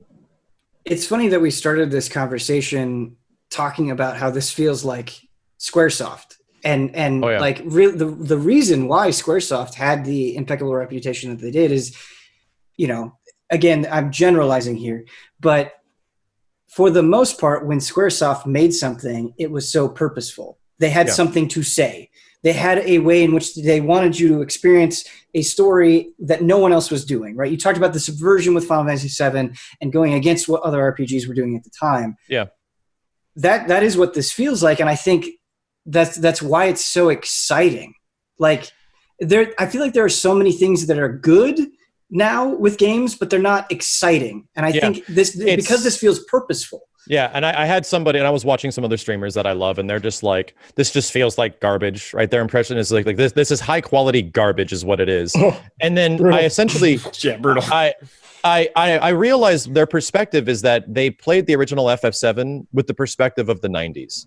The perspective that we were in a medium where every year there were monumental leaps in this industry, that if you looked at a game at the beginning of a console, it looked like it could be 2 console generations ahead of it by the end. Like Final Fantasy IX in comparison to Final Fantasy VII, like the technology was so rapidly growing. And to be completely frank, since the Xbox 360 and PS3 generation, we've essentially just been upgrading loading times, resolution, textures, things like that. There hasn't been like giant monumental strides. The only one I would argue is VR. Yes. Like VR, Resident Evil 7 VR was like an experience that I cannot, like that shit changed like my perspective on games, and I love it. Half-Life but Alyx, in terms of like the big, how has video games just monumental, this game was like Resident Evil 4, right? The God of War, the Final Fantasy 7s, the Half-Lifes, like, right? All that kind of stuff, the Dooms. And some people would argue like Last of Us is definitely one, but Last of Us like is what it is because of such incredible storytelling. I think it was monumental like storytelling in a game. Like, the quality of that was so high. But in terms of like gameplay, it's like a boiled down Uncharted in many ways, but just done with the most incredible characters and story. As this is talking as somebody that arguably, and I'm not arguably, but admittedly, I haven't played all of Last of Us just because the gameplay didn't grab me. I know the story and I watched like people play it, but I just couldn't, like, what we were doing as characters just never grabbed me.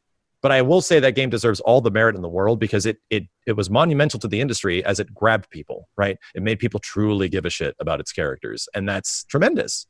So much to the point where it's the medium of storytelling, right? We're evolving as video games. So to expect that, like Final Fantasy VII Remake, you know, like this thing that practically evolved the industry is going to do the same thing again.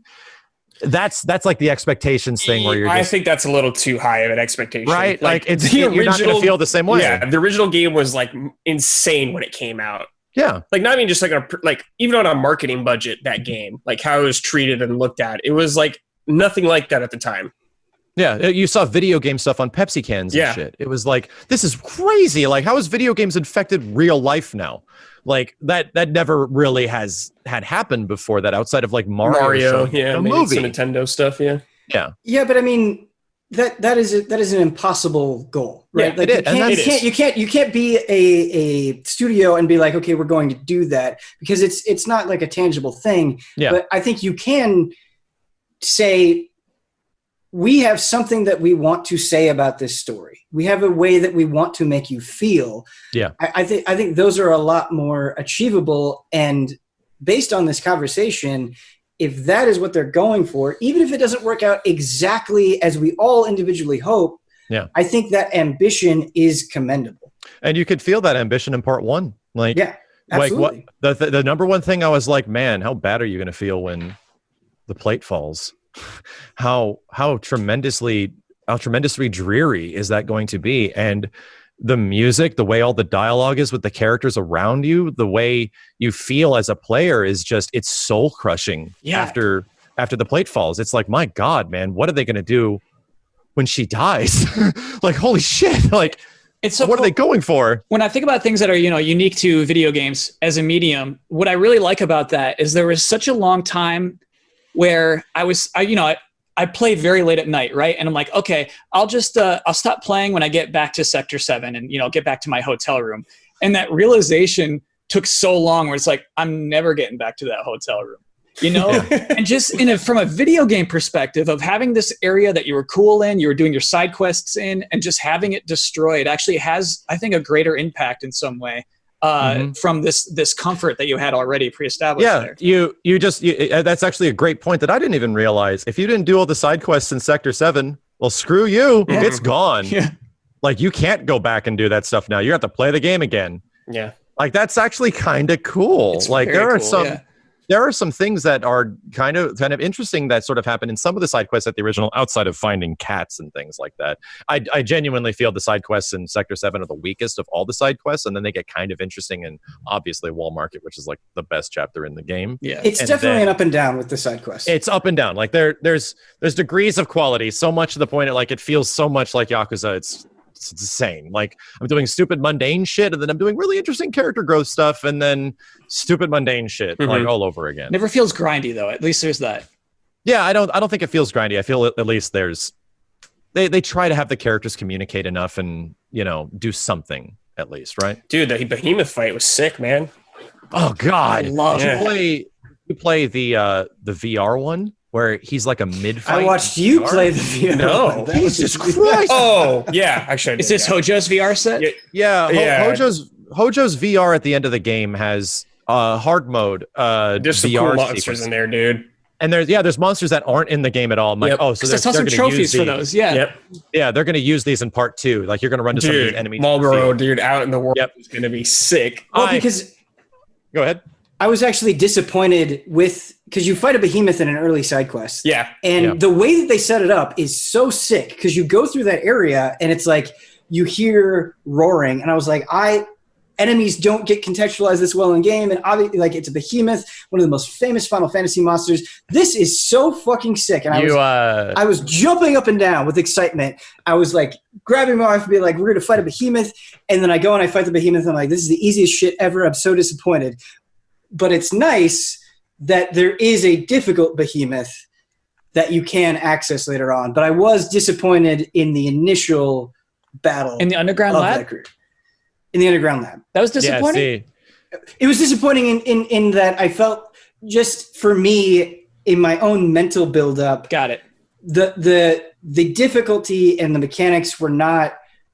Oh, you wanted like some huge, spectacular... difficult challenge boss fight kind of thing from it? I just felt like with the way that they were building it up, and I may have been off base, but it didn't feel that far removed from a normal fight versus like the build-up. What's fun? The behemoth fight? The initial behemoth fight. And it's called like a proto behemoth too, it's right? Type, I think it's like a type 0 behemoth. Type 0 behemoth. Yeah, I think it's meant to be a little weaker than a real. The real behemoth shows up in part 2 VR later. Okay. Yeah. And then have you guys actually tried a little bit of hard mode? Yeah.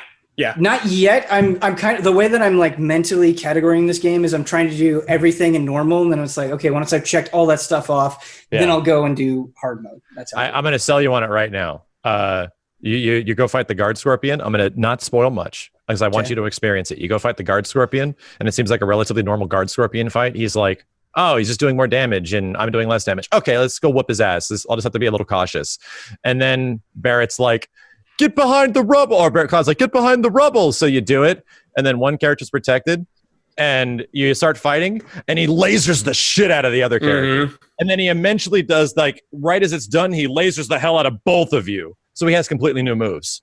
They take the things that's that Devil you're May ready. Cry difficulty, which is awesome. Yeah. They take the things that you're like, oh, I remember your weakness. This is what I do. Oh, shit. Yeah. Like, completely aware now. And just the whole idea of like, hey, you can't fucking use items, that completely makes you reevaluate materia than you could on an initial playthrough, which is really get mana back, have benches either. I will say that chakra and prayer are super. Lock them in, dude. Keep them in. Good.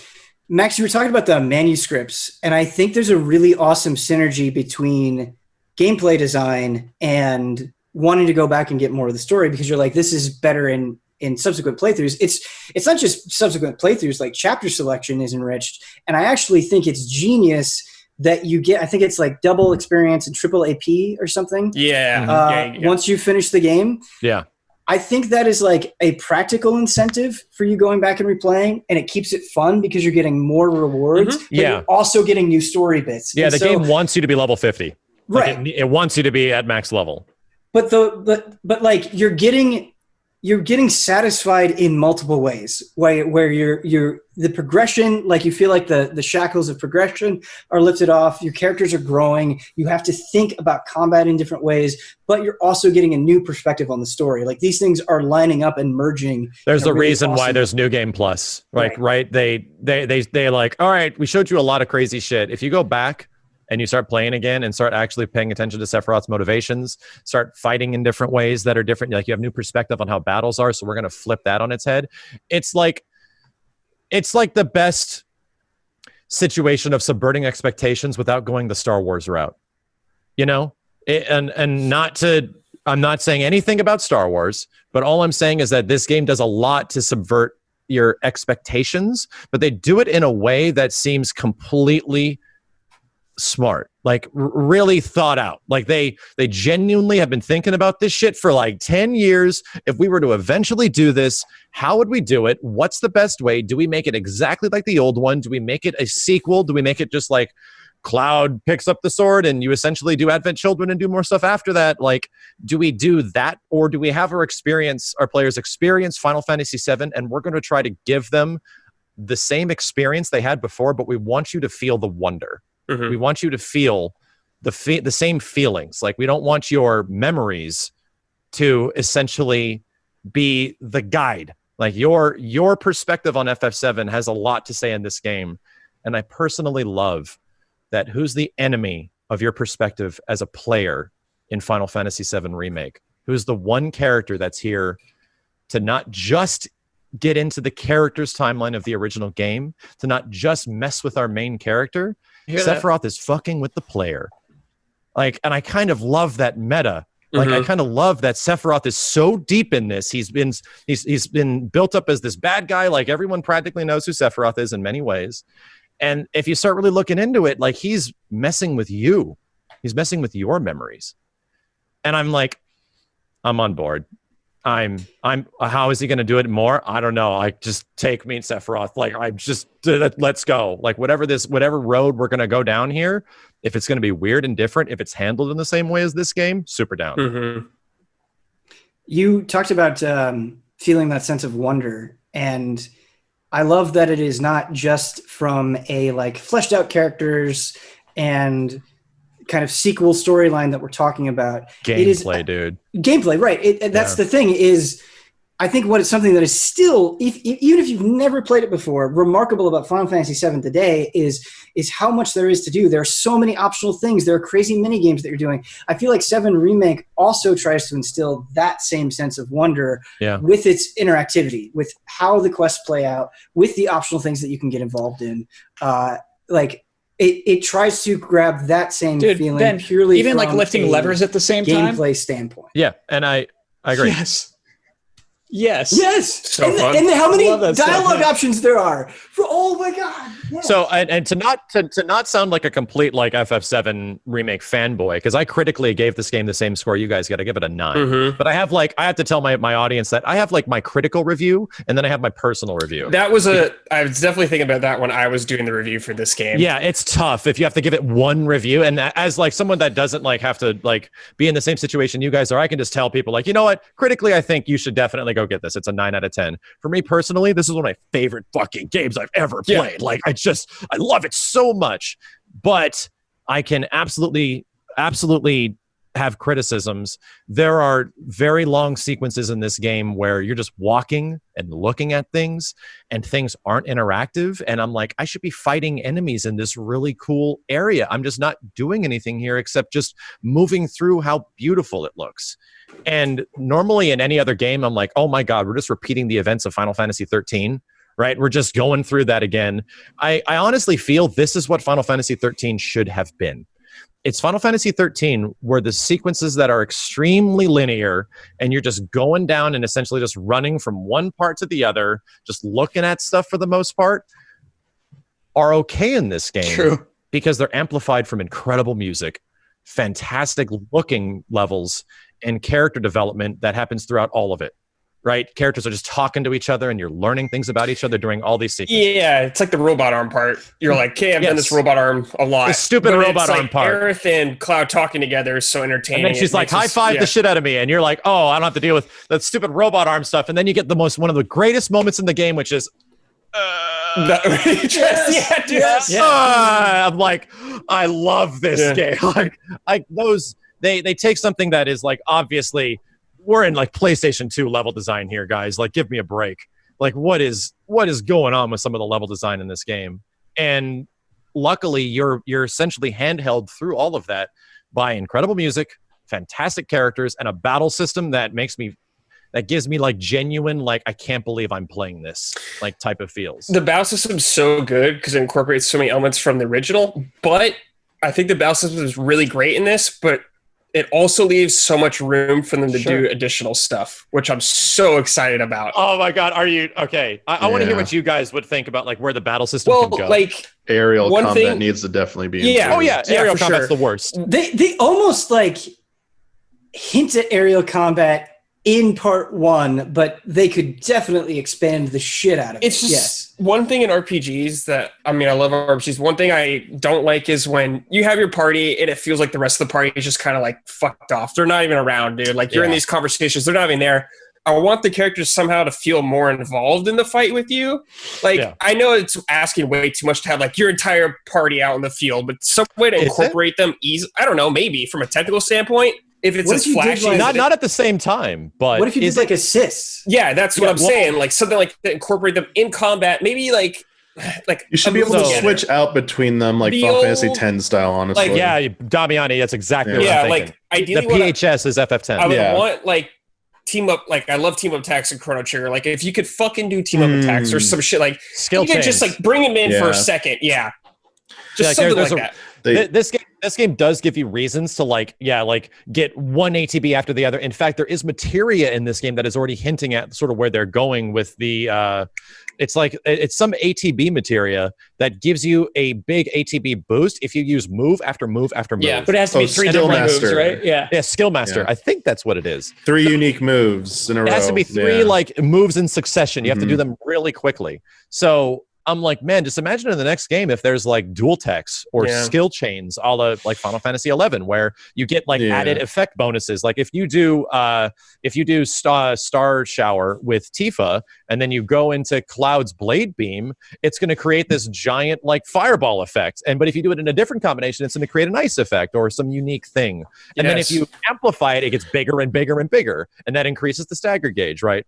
Like that's why it feels like there's room to improve, and that could be the direction that I would definitely take it. Just give us more cool stuff to do with the party. Yeah, there's definitely there's a lot of small quality of life things they could also do as well. Like if they don't do it in the next part, I'm going to be really upset. They need to have material loadouts. You need to be able to save material loadouts. Yeah, I was really annoyed how much had to do that. Loadouts, and they need to just give you an ability to spend an ATB bar to swap out one materia in mid-battle. Like, when you're playing in the second playthrough on hard, maybe that's locked out. But there's so many times I go into a battle, do the assess, and like, I don't have this equipped. I get to do this the long way now. I'm going to be here for an hour fighting this thing because I didn't do it right. Just maybe it's limited to like one swap. You can only use it once per battle. There just needs to be some way to change out your elemental once or something. Just so like when you assess a boss and it's like, hey, Aerith has a weapon that you could steal and you don't have fucking steel equipped. Yeah, that I think it's the exact same problem that original FF7 has. You have so much materia that is going unused most of the time. And these things that you could do, but you know how you fix it? You have multiple characters that can put materia on. So instead of just being 3 party members, what if all your other characters need materia on them because you can swap out to any of those other characters at any point in the future game? God, that'd be Maybe so Vincent sick. can just pop in. And you're always 3 characters on screen, but if there's like a sub-tag system in next generation hardware, which is where we're most likely going to be going with this, that would make a lot of sense if you can actually have access to the whole party in some way on the fly. And they just have to rebalance like enemies for you having access to your whole party. I feel like there are moments at the end of the game where there are 5 characters fighting go ahead. on your team. So I mean, maybe you're right. That'd be cool. It'd be really cool to be able to swap. It feels like they're already getting ready for it. Because I actually love swapping in this game. Yeah. It's so much fun. Yeah, it's great. One move after another. I'm like, this game is so like they're doing all similar things, and the enemy's like staggered, fire everywhere, like nuke this bitch. Like the feeling of like the game is constantly giving you choices to make and things to do is the thing I love about fighting games. Like, it's like, it gives me the fighting game feels, because in fighting games, you constantly have to manage meter and what do I do with that? And now that they're doing this, I got to do this. This game always has this bar that I have to fill. It's always got these objectives that I have to complete to get to this thing. And now we have to do it. And now we got to hammer it home as soon as it does happen. I think also, I liked, go ahead. I liked how, the game, like when I saw that, I was like, okay, I could make Barrett a melee fighter if I want to. Why would I ever want to do that? I like it. He has such a specific purpose as a ranged character. But then I had to get the battle intel for getting all the proficiency things. So I was like, okay, well, I'm going to equip Barrett with a melee weapon finally. Oh my god, it's so fucking good. And it's good in a way that is different than every other melee character. And so it like, there are a lot of things that don't feel like an afterthought. And from a material standpoint, from a weapon standpoint, we didn't even talk about the weapon upgrading system. Like, everything has a really strong purpose. And it's so satisfying getting all those proficiencies up. And it's like, okay, the weapon proficiencies taught me how to use this. Now I have access to all of them, and I can chain them all together, and it feels so good. I love how you can use the Buster Sword throughout the whole playthrough if you wanted to. Yes. Right? You can. Huber's happy. You pretty much did. You can stick with these weapons if you want to, but there is like unique abilities on every weapon. Like, one recovers MP like 50% faster, and I'm like, well, that's a big difference. Like, all of them have like these super unique things that they do. So they're giving you like reasons to try the game in different ways. And I like that there's only 6 of them per character. It's good. Yeah, right. Yeah, it's like if there was too many, it would almost feel like you're having to make too many. They got to hold back a bit. Right, like what they did with and like I think the only thing that was a little underutilized, because I think they're holding back, and also it's probably going to be something that we need to maybe spend some more time on, is the enemy skill materia. Yeah, only 4 abilities right now. I think they're holding back because they're like, we're going to set that loose next part. Like, because of the material limitations, and I just didn't have steel or enemy skill. I got no enemy skills on my first playthrough. I'm going to get them on hard mode. So I just missed that completely. And I love enemy skills. One of the coolest things in the original FF7. How is Vincent not going to be the most fun character to use? Right? Like, how is Yuffie also not like Yuffie is like one of my least liked characters in the original FF7, but she's gonna be a fucking ninja. Instead of just throwing this big wheel, which she does in the original, like that's about the extent she goes through. You're gonna be like doing all this like crazy stuff. I hope she has like buffs and stuff, like does like weaving signs and stuff. I'm just thinking about like Ketchi, dude, and like throwing dice or something. Like, what the hell? Oh my gosh! Yes, their limit break. Can we talk about the incredible moment where our characters are going through the saddest possible scenario they could be in, and an anthropomorphic cat shows up and starts weeping? Kyle, I thought of you like, immediately. Yeah, what? I was mad. What is going on? The game almost remains a little too traditional sometimes. Yeah. Like, it almost forgets that, that people are going to be so confused by that. It's a good. And it's truly weird that human, he got in his suit and it's just like, hey, I got to get on top of the building right now to watch this. Man, I don't know. Wait, they're not in the suits. Remote controlled, excuse me. Yeah. But like, it's like piloting. Basically, pilot. Oh, like, like the spot it gets on. Let me get down and look like it's crying right now. That's like so weird to me. Dude, I guarantee you, he's in a Chadley VR thing. It has to be. I guarantee you, Chadley. Dude, what if Chadley made that for him? He undermines. Oh, that's a thing you get, I guess. I heard about Chadley. You get, when you beat all the VR mission stuff. I haven't gotten it yet. You get another Chadley cutscene. Did you? Yeah, you get a final reveal about. Don't tell me. Don't tell me. I don't want to say it, but yeah. I got spoiled for my second playthrough. Wait. So I want you to experience it. Ben, earphones off. I want to hear this. Ben, if you're gonna hear it, I'll hear it. Okay, all right. What's going on with Chadley? Headphones off in spoiler mode. What's going on with Chadley? Are we doing it? Yeah. He's a robot. He's an android from Hojo. I wish I didn't know that. Damn it. Kyle's face says it all right now. But he's attracted to Cloud. Hey, he experiences weird emotions that he doesn't understand. Yeah. Because he's a fucking android. Wow, Chadley. This game is amazing. Mind blown, dude. I love this game. It kind of justifies him being all over the place, It too. does, yeah. He follows. He's just literally battle assessing Cloud. That is so cool. Like That's so Kojo cool. does. Yeah. Yeah, that's really cool. Chadley Roth comes up next game. I should have headphones off. I'm so mad. I'm sorry, man. I'm sorry. Instant regret, dude. Oh, that's great. Chadley. Chadley, Love stupid Chadley, character. dude. It's Love all him, dude. He's interesting so suddenly. Perfect name. I hope They could've Chadley is named the it. final boss of like all the VR stuff at the end. I want to bring up something we didn't even talk about is Roche, a soldier. Oh, Jesus Christ, Roche. The Dante of Final Fantasy VII Remake, dude. What did you guys think? Well, like, no, I'm sorry. I like Dante too much to put Roche on the same level as Dante. Yeah, I'm Roche sorry. is an I can't- extreme. I He's a can't Final do that. Fantasy character, right? Yeah. Like he's a Final Fantasy He's character. just Like goofiest. He's an Advent Goofy Children as hell. character, is what he is. yeah, he's an Advent Children / like maybe an FF10 sort of like I'm crazy. Yes, I'm doing this. yes. I'm a hyper. He's like, too happy for having children, dude. did you get the piece of dialogue a bit later when you're at Aerith's house and they mention about soldiers? Because it's like it's even aware when he shows up that the other guys that are working for Shinra are like, oh God, it's that guy, get the hell out of the way. Yeah. Everyone thinks they're Everyone's crazy. afraid of him. He's crazy. So they're sort of setting up that soldiers are nuts. Yeah, the Mako, dude. It fucks with the their brain. Mako fucks with them. Yeah. Like they are like psycho like magic sort of like superheroes. Yeah. But it's gotten to all of their heads. So I kind of love the idea that Elmira tells you the thing too, where she's like, you boys made a trade, a real life for power. Mhm. You can't have both. I'm like, oh my God. So what are they going to do with Roche? I'm like, I wish there was more of him because I want to see more of that. I want to see Roche break. And I don't know if you guys also caught it earlier. There's more like compilation of FF7 stuff. President Shinra tells Cloud about what happens to soldiers, that they go through cellular degeneration. Yeah. Mhm. That they Right. essentially go through the highest high in their possible lives, that they become gods essentially. Yep. And then they're nothing. They're Mhm. taken down to nothing. So they're setting up some interesting stuff for Cloud there, right? That is very Crisis Core. But at the same time, they're setting up for moments of Roche coming back, like in the future, and hunting you down.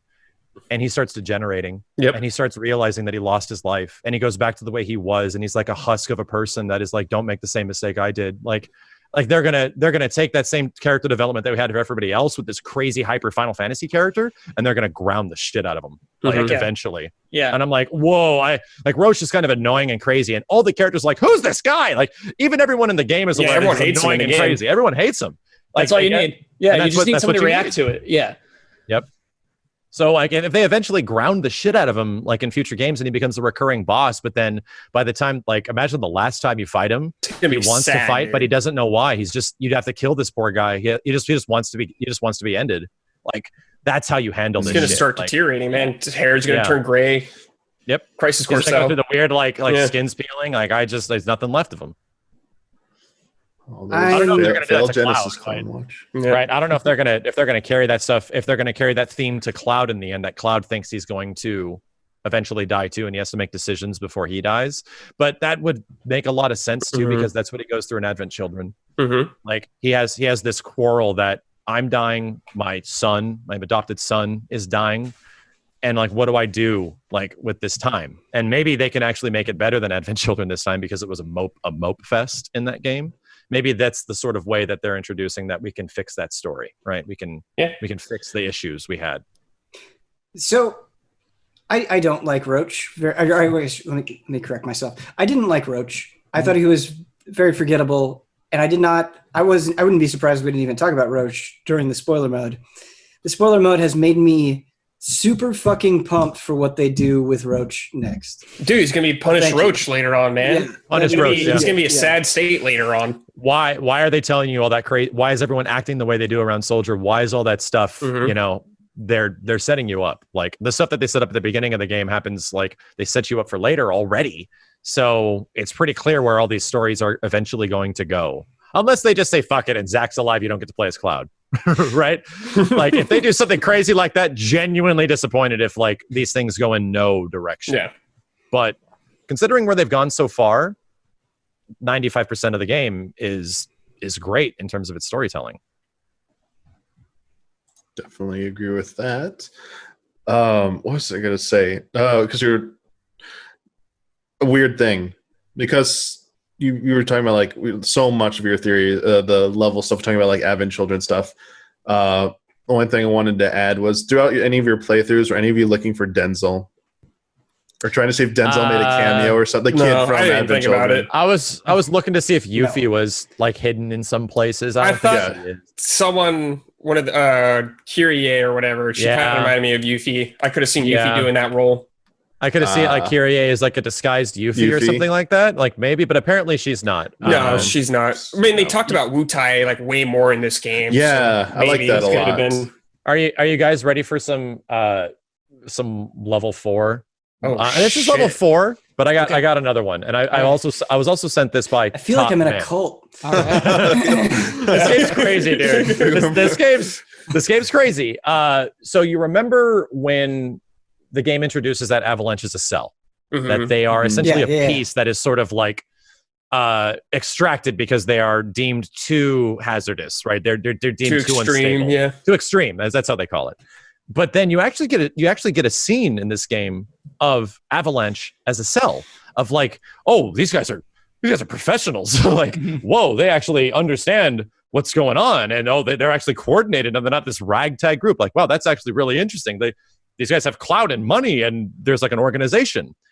The design of those guys is identical to Before Crisis, the cell phone game. Mm-hmm. Oh no! And that game investigates what the Avalanche cell is. Do any of you guys know what the Avalanche cell actually is? But wait, are they Wu-Tai? I thought they promised. They said they promised like Wu-Tai all of the materia in Midgar or something like that. I had a friend. I hadn't played. Well, the that was game. one of the operations, but the original Avalanche was not like the story of like FF7 Avalanches. They found the bunker of theirs abandoned because Avalanches existed for a long time. And then they co-opted their thing basically. So they're not the Barrett and them are not the real Avalanche. They're like their eco stuff is not what Avalanche was. Avalanche was like fighting a war against like the Turks and Shinra for like forever with like help for Wu-Tai, and like it was a massive thing. I had a friend tell me what like the eventual big reveal is, because there's a big twist at the end of Before Crisis. And I'm reluctant because I could be spoiling you guys on a story element for future games. Are you ready? Yeah, I'm ready. I mean, headphones on. Can I guess what it is first, Max? And I'm never going to play that go cell ahead. phone game. Rufus Shinra was the head of Avalanche. Mike got it. Yeah. Yeah. It was all him because he wanted to subvert his father. The Avalanche cell is actually a subdivision of Shinra. They're like plants to lure out people that are fighters for the planet to eventually get rid of them. That's cool. That makes sense. That's really cool.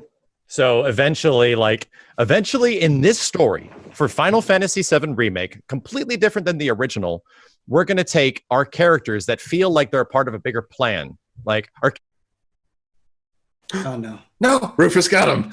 Rufus. Stop it, Square. Oh, he's back. Stop it. I know I'm spoiling your next game, but stop it. We got our characters that are going to be eventually feel like they're saving the planet with a greater good. They're going to be removed from all that shit eventually. They're going to be betrayed, and they're going to realize that they're all alone. And that your efforts as a team is like back to the original FF7, where it's just us against the damn world. And I'm like, stakes are getting bigger. Right. These are the things that are making me super confident about the future. When you start like really looking into it, like the stakes are getting bigger for everything, and it's going to hit even harder than it was in the first game. Max, I feel like you have me so on the hook that you could go into an explanation that like convinced me I had Genova cells injected into me in the real world. I went through all of this, man. The past 2 days have been crazy for me. Like I haven't been able to stop. Like people keep sending me things, and they're like, actually, look at this. Wait a minute. If you look in Advent Children, Sephiroth summons the ghosts. He summons the plot ghosts. I'm like, what? And I went back and watched it, and he totally does. I'm like, oh shit. Wait, the Whispers are in that movie? There's a moment in Advent Children when Sephiroth is addressing Cloud, and he's above Midgar, like wrecked Midgar. And I forget what he says to him, but he like hands up to the sky and the entire sky swirls around like it does in this game. And then out of the planet comes these black sort of creatures that gather, and Sephiroth like absorbs them, and they sort of embellish on all of Midgar, just like the Wisps sort of do in this game. Cool. So I'm like, all right, they thought this through. They have a big plan. Yeah, they have a plan. They have a plan. It's clear they're not plan. They're not just winging this shit, right? They're not just like, oh, we don't know where we're going from here. See you guys later. Like, I think a lot of people are worried about that because of Star Wars. And yeah, I mean, Star Wars didn't have a plan. That was the problem. Right. I think that's like the situation we're in now, is that you have something that is a giant piece of fandom, right? This is the Star Wars of video games in many ways for a lot of people. So I think there's a lot of reluctancy to many of us that are sort of concerned of where they're going with it, because they were setting up for things before, but we don't have much confidence because like the first movie was pretty good. It was okay. Like I think that The Force Awakens is actually the best of all of them, but the other movies just don't hit any of the similar notes. They don't even hit nostalgic notes at that point. So the only thing I'm confident about that Final Fantasy VII Remake isn't doing that. Like I said, 95% of this game is dreams. Like, is just like, how is the combat, the music, everything looks so good? How is the story and the characters? Like, how is it better than it ever could have been in the original? Like, and that's the part that keeps reeling me back. I'm like, okay, you know what? Instead of getting worried, I'm all in. Me too. Oh yeah, on the train, baby. I'm floored. I'm floored by this game. I'm also. I mean, I love this. I love hearing these theories and stuff. As someone who's come from two fandoms where have been Kingdom historically. Hearts, I mean, not just Kingdom, but Game of Thrones and Zelda, being completely burned by thinking you have everything figured out with all this empirical evidence, and the creator's going to say, nope, we don't care what you had before. We're doing it this way. I still expect them, even if like they know people figure this out, they might change some stuff. Who knows? Like, I'm still expecting it's not going to play out as anyone said. There might be some things that will happen. Yeah. Oh, I agree. But like, I think it's gonna like. I absolutely think they're going to walk the fine line of, we're going to like bring you so many new things you didn't expect and mess with you on these different levels. But at the same time, we're actually giving you exactly what you wanted to. Most of the plot points are still happening. You're still going to these places and they're fleshed out. We're also still surprising you. And like, that is the most impressive thing I can see them do. And like, I've sat on the ending for a while. I'm like a little bit with you, Max, where I don't necessarily like the dump truck coming through and hitting you at the end. The storytelling of it is not good. And like in the singularity area, like the more Kingdom Heartsy part was like the part I was like, whatever. I mean, combat's still cool, but like this narratively, I'm like, this is just taking me so much out of it, but does not just, I mean, as long they can do whatever they want, if they like, they can go crazy and shit and do break expectations. If they give me less of that and more of like that Sephiroth fight at the end. That was just like the most bonkers, holy shit thing. I was like, we're doing this now? We're doing this crazy shit now? I was like, yes, sure, do this. Like, break my expectations and don't there's a lot of their faces. That's the end of the original. Like, this is why are we repeating end of FF7 in part 1? Like, what the fuck is going on? Did you guys notice that Cloud tries to Omni/Sephiroth? Yeah, he blocks all of it. Yeah, he does not get it. Sephiroth says, like, not enough. Like, he knows. That's so cool. I've been through this shit before, bitch. Evo moment. Evo moment, Sephiroth. I'm like, oh my God, what's going on? Parrying Omni-Slash is so It's madness. It's on another way to madness. And I think that, like, these moments that they're eventually, like, building up to, like, these super... very Kingdom Heartsy, right? Like, they're not telling us. Like, they are. We're going to put Cloud and Sephiroth in a singularity, right? Something that transcends time and space. And I do completely agree. We went from being on a bike chase of whacking a motor ball and climbing through vents to reenacting Advent fucking Children. Like, what the hell is going on? Like, I'm suddenly dicing buildings in half and shit? Like, there's a big disconnect here. My only argument for that, instead of it being like arguably like this is not great storytelling at the end, is that our characters are transcending time at that point. Our characters are in a place where time and space doesn't really matter and it's constant. So they're going to be at their best. They're going to be in an element where they are fighting at whatever requires them to, because they're just existing, like free of past, present, and future. So they're in a world where they should be like at their most powerful at the end of Final Fantasy VII, which they are, or even in Advent Children. So, and I think that's why you get the visions of Advent Children and stuff like that. Our characters are reenacting. They're sort of reliving the future at that point. They're fighting. What are they doing? They're fighting Kaz, Laz, Yazoo, and Kadaj. And then they're fighting Sephiroth. You're essentially repeating the future, and that's what Sephiroth kind of does throughout the whole game. And I can't wait. Yeah, I feel like all bets are off for the future, and that's what's so exciting about it. There could be different party members, there could be different cities. It's just they've given themselves all the freedom in the world. Yeah, I actually don't think they'll do that. I think I personally just think they're going to hit all the same story beats. They're just going to be more amplified. I don't think like Reeve is going to be a part of the party or something like that. Like, as a character, or Vincent looks like a bird or a dog or a beast, or I think it's going to be fairly traditional. Yeah, and a lot of this stuff is to make you think that it's going to be all different. Mm-hmm. Yeah, like, the wondering is part of the fun, right? The wondering is part of the fun. Like the wondering if like, is Calm going to be gone? Yeah, you'll see like Leslie though at some other parts, like stuff like that will come back, but I don't think it's going to be like dramatically different. Like, yeah, here's this dude Rockman as your party. Yeah, they have side quests. I mean, there's just still also like fun, less like big brain stuff to think of, is like how they could approach part 2 with you already being like level 50, all this materia. Like everyone's like the easiest solution. Everyone's like, Yuffie comes and steals your materia, and you get Metroided where you lose all your powers and stuff, and you're get God of War. Yeah, I'd be cool to reset the materia, honestly. I mean, yeah. And then you wake up and it's all gone, and then you run into work and someone saw him in their sleep, and she's like, "I sold it. Yeah, I can't give it back to you." Like, that's a great character moment. You now know who Yuffie is. She wants to join your party. You don't know if to trust her or not. Like, there you go, ready to go. The only weird, crazy thing I didn't get to mention in all of this was how adamant my chat was, since I'm a huge Final Fantasy X fan. The Shinra building, the history tour, how in the historical photo of the group of people, Shinra, the character from Final Fantasy X, the character with the mask, the kid, apparently there's a picture of him as an adult in one of the photos there. There was a masked guy. I didn't know that meant anything.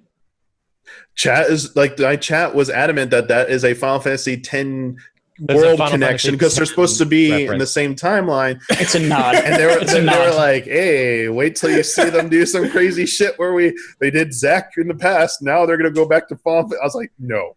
Don't do this to me. Stop. You want to know? Like, it's an Easter egg at best, and that's all I'll see. You want to know how well this game is handling its references to the compilation of FF7 and Easter eggs and Cloud holding his arm? They're going that far, right? They're not having Genesis show up and being like, "Let me tell you about Loveless." Yeah, there is references to Genesis in this game. Did you guys see it? I mean, well, they talk about Project SNG, but like Project Hojo tells the party, or it says something to somebody. Breeding. It's about breeding with I'm gonna breed him with a soldier that has Project G cells. Oh, right. And Project G cells are from Genesis. Genesis cells, yeah.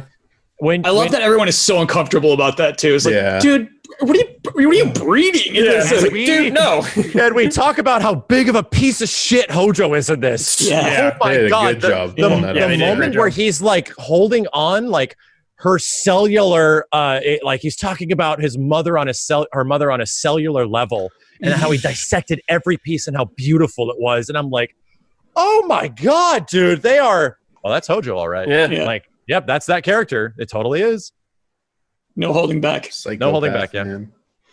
But good job with that. There's another great compilation of FF7 reference in Drysis Core. You can receive emails, right? And one of the emails is from somebody named Kunsel. And Kunsel's essentially on your side like the whole game. They're like feeding you information. We don't know what's going on at HQ. I think this is the same character. Like, we don't know what's going on at HQ, but they give you quests, they give you information, they give you updates, they give you all this backstory, like all this stuff as Zack. And they're like, I'm genuinely concerned about you. Are you okay? I hope you get back to me. Like, they try to get a hold of you when you're off grid and you eventually die as Zack. Like, all these characters like want you to be safe so that you eventually die. And that's why Crisis Core is kind of effective storytelling wise. Anyway, one of those is Kunsel that communicates with you a lot. There's a moment when Cloud is climbing up because Cloud knows who Kunsel is because you talk to them before you leave for Nibelheim, where a Shinra soldier is like, Cloud? Holy shit, dude, I thought you got smoked. Yo, let me go tell Kunsel. I'm like, oh my God, this is incredible. like they connected this like that. That's how you do it, right? That's how you don't ignore the previous elements of the compilation and do it in a really effective way. And that's all you hear about it. And it's inobtrusive, right? It doesn't mean anything to anybody who doesn't care, right? Not at all. It just means that Cloud was like, oh, Cloud did know people. Like Cloud was here at some point. Like he's not lying, right? And that's all that does. And it just adds a nice character development moment. But for people that played Crisis Core, it's like, holy shit, they acknowledged like this really minor character that is actually kind of cool and mostly spoken in text form. So I think it's the same soldier that Cloud throws the sword at before he jumps out on his bike. That's funny. It's like freaked out by like, oh God, don't kill me. And he doesn't kill him. They just like drive past him. Yeah. Like, I think it's the same guy. Cool. Well, goddamn. Yeah. We've been at this for 2.5 hours, baby. I'm so sorry, guys. This is what people demanded. This is what I wanted. I've been waiting so long to talk about this shit with people. Yeah, not just a chat. Like, I want to hear perspectives, and like instead of just reading, boom, and there's that perspective, and it's gone. So my biggest apologies if this group gathering has been me like dropping level 1, 2, 3, and potentially 4 on you all. And I hope it hasn't like seemed like Insight Bloodborne levels of just insane, and you can actually see like where they're going considering the quality of the remake as it is already. And I genuinely had the same concerns that a lot of people did when I first saw it. I was like, that's a weird ending. I don't like for the game being so good, and then is this a fuck you to fans sort of thing? Are they doing that? And the more I realized when you hear the developers talk about Final Fantasy VII, when you learn that Nomura was the one that chose for Aerith to die in the original game, when you learn that Kitase and Nojima, who are the scenario writers and the director of the original game, actually wanted to kill every member of the party except for 3. You had to choose.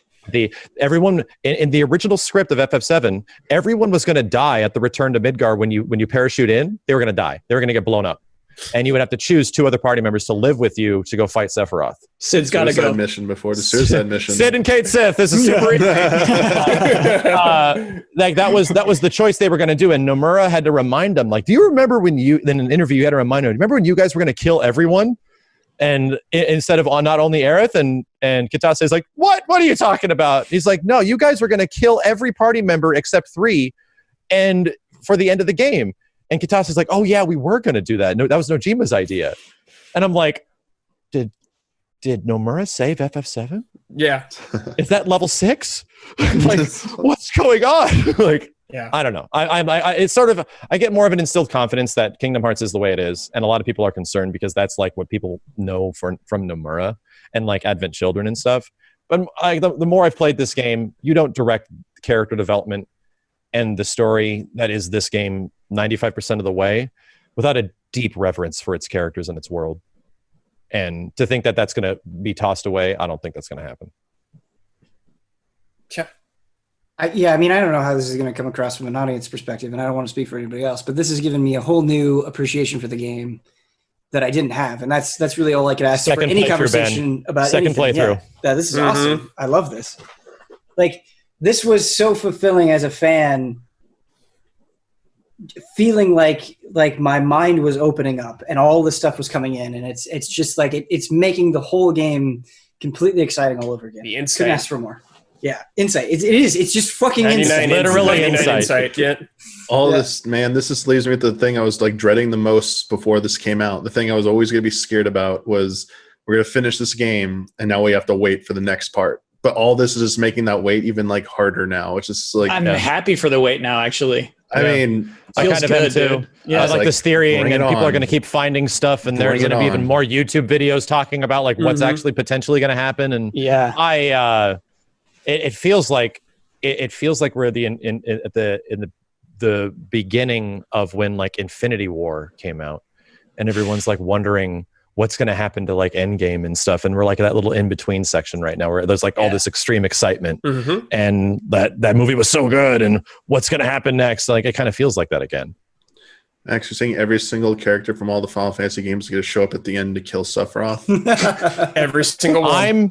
I'm saying that I'm going to make an easy allies bet that at some point in Final Fantasy VII Remake, Cloud or Zack or Sephiroth or some of our characters will see PlayStation footage of Final Fantasy VII. The MGS4 moment? Yeah, absolutely. I guarantee. Easy allies man. bet. Shadow I'll Moses take the bet. moment. I'll take the bet. Yeah, okay, all right. I'll take the bet. All right.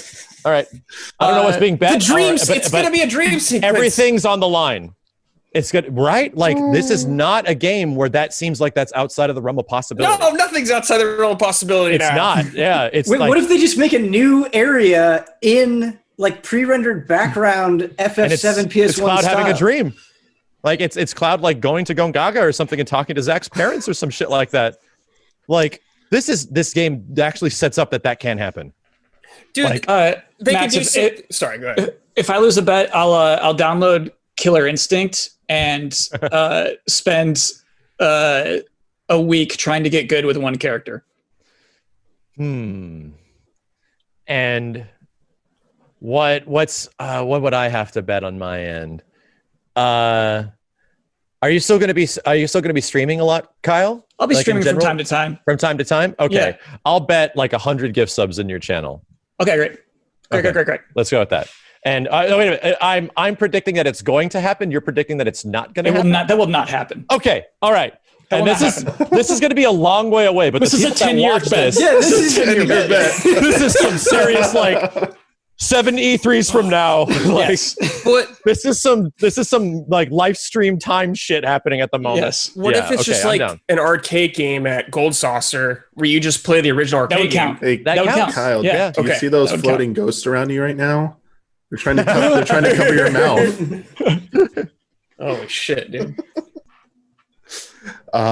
This was super fun. Yeah, I'm glad we this had was- this this was conversation. awesome. This was really, really fun. Thank you, Max, for joining us on this, man. Thank you guys for listening. Being so Dude. enlightening with this and passion. I'm part of the live stream now. That's what it feels Dude, like. Yeah. and that's what I mean. Like that. I said level 3 is you've entered the live stream. Yeah.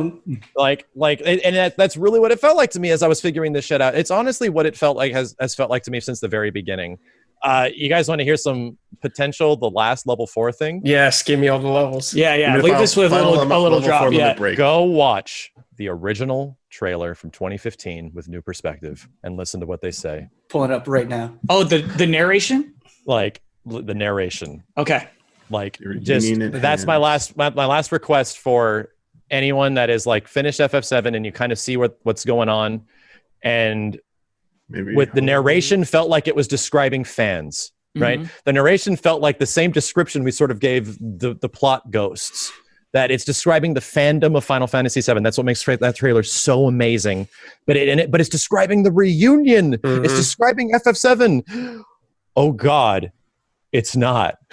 It's describing that we're remaking the timeline. That Final Yeah. Fantasy VII Remake isn't describing Cool. that it's a remake. It's Sephiroth remaking everything.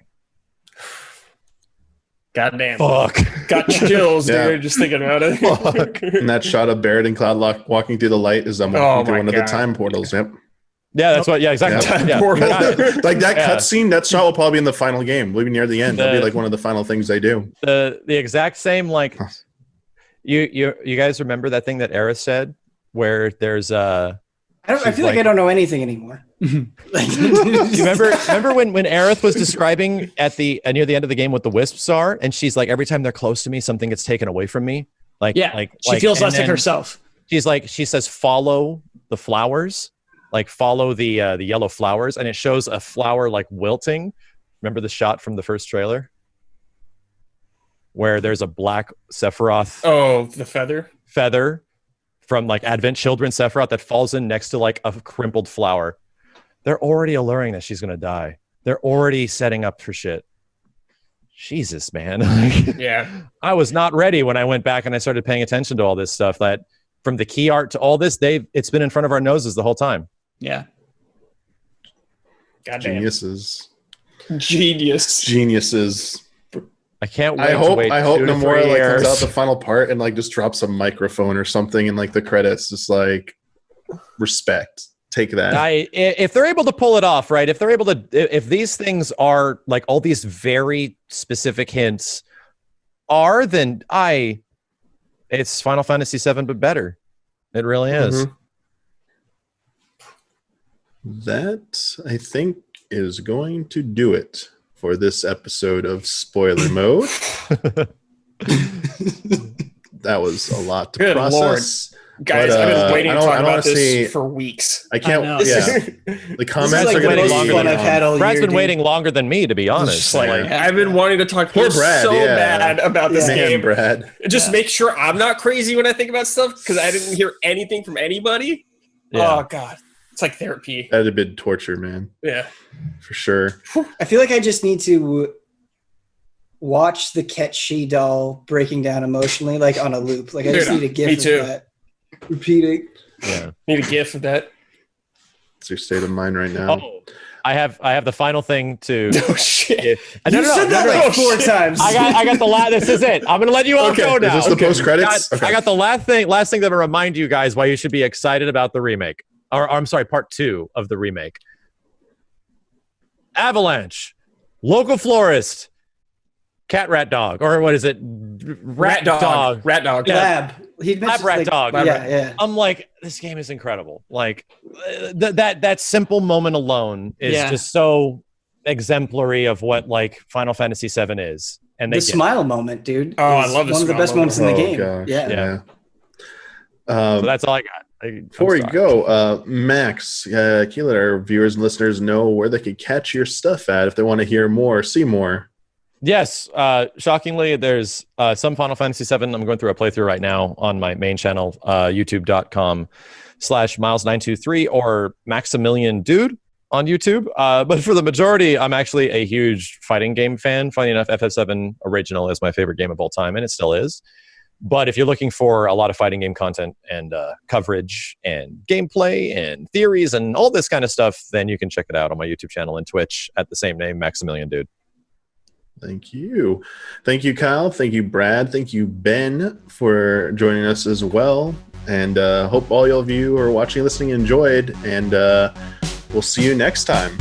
Spoiler mode, final warning, spoiler mode activated.